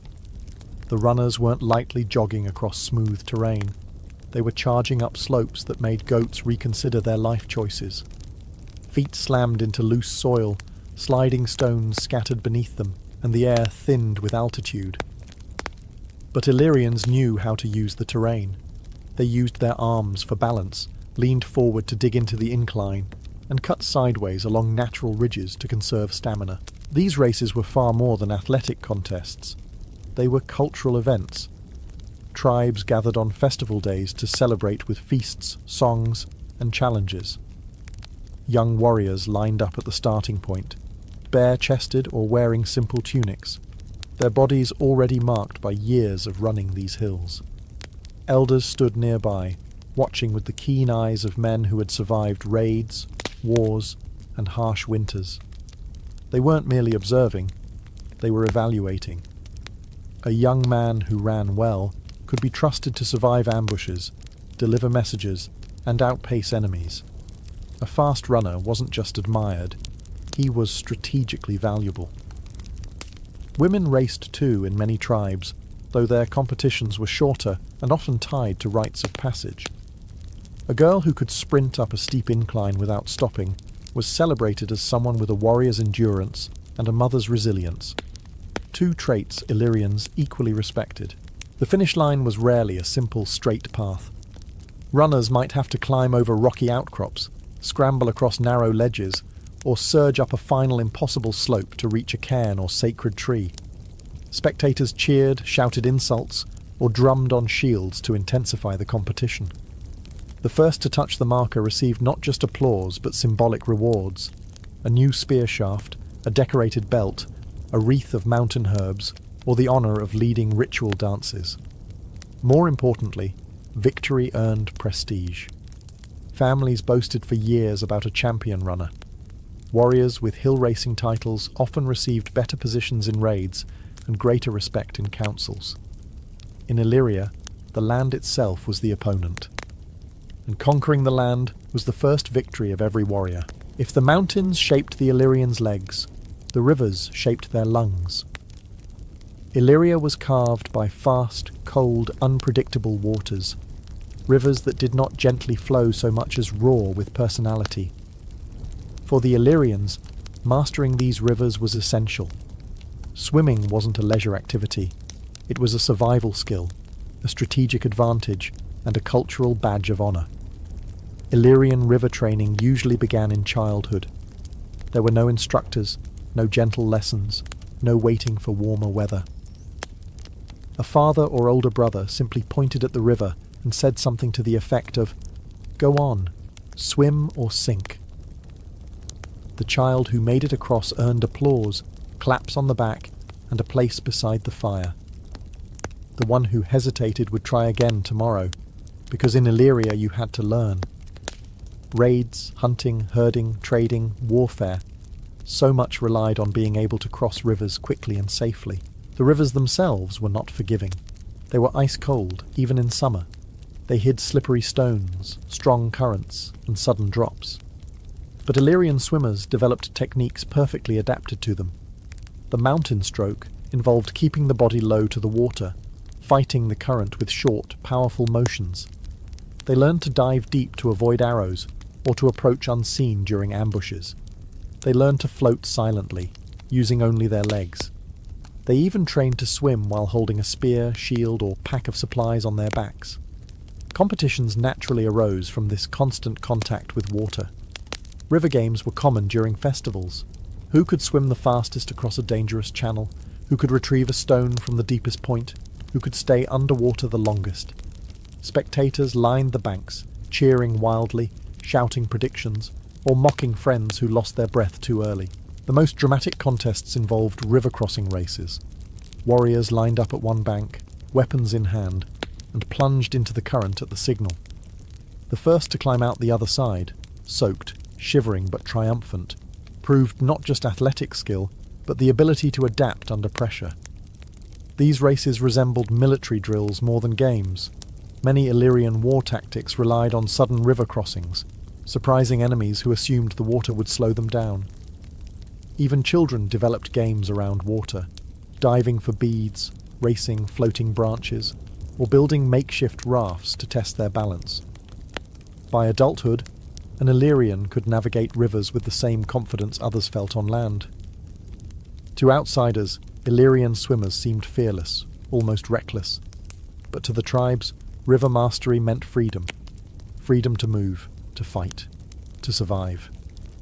And in Illyria, survival was the greatest athletic achievement of all. If Illyrian legs were forged by hills and their lungs hardened by rivers, their arms were tempered by the relentless practice of throwing. The Illyrians were famous across the Balkans and beyond for their accuracy with spears, javelins, and heavy stones, projectiles that required far more than brute strength. These were weapons of precision, instinct, and a kind of tribal rhythm passed down through generations. Every Illyrian boy, and many girls, grew up throwing something. Spears into wooden targets, stones at tree trunks, javelins into straw bundles. Even simple sticks became training tools. To an Illyrian elder, the accuracy of a young warrior's throw revealed more about his future than any omen or priest ever could. A precise arm meant hunting success. It meant survival on raids. It meant the difference between returning home with honor or not returning at all. Training began early. Children started with short, lightweight spears, practicing their grip and stance until they could throw without thinking. As they grew older, the weapons grew heavier, and the targets moved farther away. Warriors taught them how to adjust for wind, how to judge distance, how to throw while running, and, most importantly, how to throw while under pressure. It wasn't enough to hit a target in peace. You had to hit it while your heart raced, while your breath burned, while your enemies closed in. Because real battles weren't still. Neither were Illyrian games. Tribal competitions transformed spear throwing into spectacle. Long fields were marked with stones or carved totems, each representing a distance challenge. Warriors competed for accuracy, distance, and technique. A champion spear thrower didn't just win a prize, he became a tribal asset. His name carried weight. His victories were repeated around fires long after the games ended. But if spears trained precision, stones trained raw power. Illyrians lifted, carried, and hurled stones the way other cultures lifted weights. Large river stones, rough and irregular, were favoured because they demanded both strength and technique. Some villages even kept challenge stones, massive boulders that only a few warriors could lift onto their shoulders. A man who could throw a heavy stone farther than his rivals instantly earned respect. A man who could lift the challenge stone gained something even more valuable, a reputation. Combat games tied all of this together. Mock battles with blunted spears or wooden staves helped warriors practice timing, distance control, and footwork. Young fighters learned what it meant to throw, dodge, and recover in the chaos of movement. Skills that translated directly onto real battlefields. For the Illyrians, a strong arm wasn't cosmetic. It was a symbol of readiness, courage, and tribal pride. Every throw was a reminder. A warrior's value was measured not only in strength, but in what he could make fly through the air with deadly accuracy. Among all Illyrian athletic traditions, none earned more admiration or fear than horsemanship. In the rugged highlands, where cliffs met river valleys and villages clung to steep slopes, the horse was more than a tool. It was a symbol of mobility, status, and sheer tribal pride. To ride well was to declare yourself a true warrior. To ride poorly was to invite mockery for years. Illyrian horsemanship stood apart from the polished cavalry traditions of the Greeks or the regimented style of the later Romans. Illyrians rode like the land itself, wild, instinctive, and fearless. Their horses were smaller and sturdier, bred not for elegance but for climbing slopes, navigating rocky trails, and surviving harsh winters. These were not sleek parade animals. They were mountain companions shaped by a brutal environment. Training began early. Children learned to ride without saddles, gripping the horse with their thighs and balancing through instinct rather than equipment. They practiced leaning forward on steep inclines, pulling back on descents, and manoeuvring through forests with tree branches whipping past their faces. Riding was not a separate skill. It was woven into daily life, herding livestock, scouting territory, delivering messages between tribes, or simply racing for the thrill of it. And racing was a spectacle. Illyrian horse races were chaotic, exhilarating, and unpredictable. Everything a tribe valued. There were no smooth tracks, no cheering stadiums. The racecourse might be a narrow mountain path, a riverbank, or a sloping meadow with hidden dips and dangerous turns. Riders didn't use bridles or reins in the Greek sense. They guided their horses with pressure, weight, and voice commands honed from years of shared trust. Spectators gathered on cliffs, terraces, or hilltops to watch. They shouted advice, insults, or encouragement, depending on how much they liked the rider. Betting was common, not with coins but with goods, knives, tools, livestock, or even promises of future favour. Winning wasn't just about speed, it was about control. A rider who could manoeuvre tight turns, maintain balance, and recover from missteps earned enormous respect. Warriors also practiced mounted spear throwing and javelin games, combining two essential skills into one deadly display. The best riders could hurl a spear at full gallop and strike a target with frightening accuracy. These drills directly prepared them for raids and skirmishes where speed and precision meant survival. To the Illyrians, a skilled rider embodied freedom, power, and noble fierceness. A man on horseback towered above the world, commanding space and movement in ways that resonated deeply with tribal values. In a land ruled by hills and horizons, the rider was king long before crowns ever arrived. If daily life forged Illyrian strength, it was the festivals that revealed it. These were not simple gatherings with polite applause and tidy competitions. Illyrian athletic festivals were thunderous, chaotic, exuberant celebrations where tribes measured themselves against each other in feats of endurance, courage, and barely restrained aggression. To outsiders, they looked like warrior auditions. To Illyrians, they were the beating heart of tribal pride. Festivals usually coincided with major seasonal events: spring's first blooms, summer harvests, the honouring of ancestors, or the marking of alliances. Families travelled from distant valleys, tribes raised colourful banners, and chieftains organised days of food, music, drink, and contests. The air buzzed with excitement. Drums echoed. Fires burned through the night. It was a time when grudges simmered, friendships strengthened, and reputations were forged. The tribal arena wasn't a literal stadium. It was any large open space, a meadow at the base of a hill, a riverbank, or even the flattened top of a mountain ridge.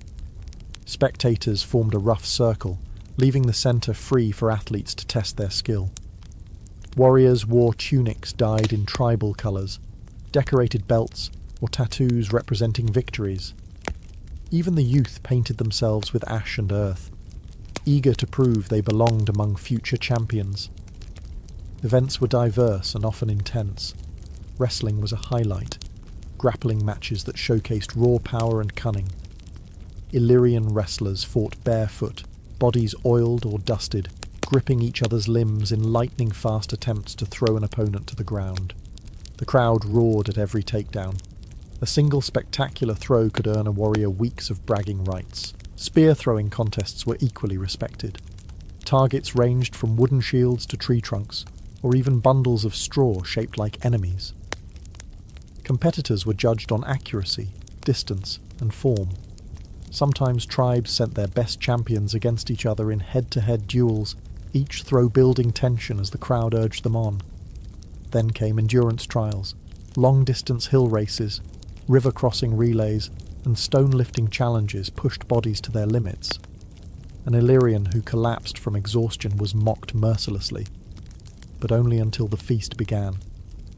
An Illyrian who triumphed had his name shouted around the fires until sunrise. Women participated too, especially in certain tribes.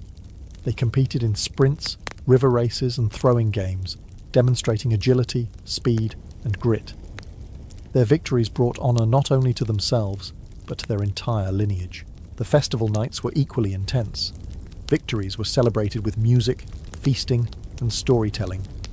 Elders recited the achievements of past champions. Young warriors replayed the day's victories with exaggerated flair. Families exchanged gifts, alliances were strengthened, and sometimes marriages were arranged between tribes impressed by each other's athletes. In these festivals, Illyria's athletic spirit reached its peak, a fierce celebration of body, tribe, and the land that shaped them. For the Illyrians, athletic skill wasn't something that existed apart from warfare. It was the backbone of it. Every hill sprint, every spear throw, every river crossing served a double purpose, strengthening the body and sharpening it for the brutal realities of tribal conflict. In Illyria, the line between athlete and warrior was thin, sometimes invisible. A champion in the arena was often the same man leading charges on the battlefield weeks later. Illyrian warfare relied heavily on speed, coordination, and terrain mastery. Their homeland was a fortress of cliffs, forests, steep ridges, and twisting valleys. Armies that fought Illyrians complained that the terrain itself felt alive, always rising, falling, twisting. But to an Illyrian, these obstacles were familiar. They had raced those slopes as children, carried stones across them, and sprinted them during festivals. The land punished outsiders, but it empowered Illyrians. Training for war mirrored the athletic games, but intensified them. Morning drills began with uphill sprints carrying full gear, shields, spears, and packs. Warriors practiced moving silently through brush, weaving between trees, and climbing rocky outcrops. The same legs that won hill races could now charge enemy lines from above or outflank opponents faster than they could respond. Spear practice took on a more tactical edge. Athletes who once competed for accuracy now trained to throw in volleys, targeting enemy shield walls or cavalry. They learned how to judge wind, distance and elevation during combat, not just in calm competitions. Warriors who excelled at throwing games became the elite skirmishers on the battlefield, men whose first strike often determined the outcome of a clash. River mastery also became a strategic advantage. Illyrian raiding parties were infamous for appearing where no army should logically appear, emerging dripping wet on the opposite bank of a river that scouts had sworn was impossible to cross. Their swimming drills prepared them not only for athletic glory, but for stealth maneuvers, ambushes, and unexpected retreats. Enemies could not predict Illyrian movements, because Illyrians themselves refused to be limited by nature. Horsemanship, too, transformed into military might. Riders trained to throw javelins at full gallop, wheel their horses around tight corners, and navigate narrow passes with perfect control. These riders became lightning-fast shock troops, scouts, raiders, and battlefield disruptors whose agility terrified infantry who depended on ordered lines.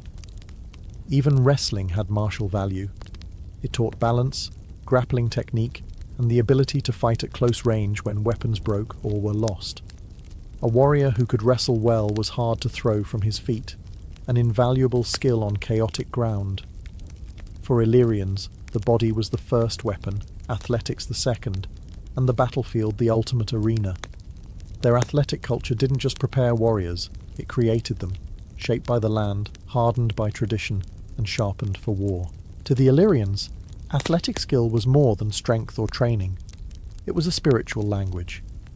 Their games were not just competitions, but rituals that connected them to their ancestors, their gods, and the land that shaped every muscle in their bodies. Strength wasn't praised only because it won battles. It was honoured because it reflected harmony with the world around them. Illyrian spirituality revolved around nature, mountains, storms, rivers, forests, and sacred animals. Many tribes believed their gods lived in the high peaks, deep springs, and ancient oaks that dotted the landscape.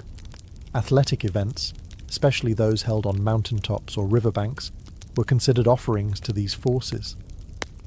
Running up a hill wasn't just proving endurance, it was symbolically ascending toward the divine. Swimming across a river wasn't simply a test of lungs, it was a ritual reenactment of the soul, crossing into sacred territory. Festivals often began with purification rites. Athletes bathed in cold rivers or springs, washed with mountain herbs, or rubbed ash on their arms and legs. These weren't aesthetic choices, they were meant to cleanse bad luck, fear, or weakness. Before major contests, elders invoked the protection of local deities, pouring water or wine onto stone altars and calling for strength, clarity, and courage to guide the athletes. Tribal pride was inseparable from these rituals.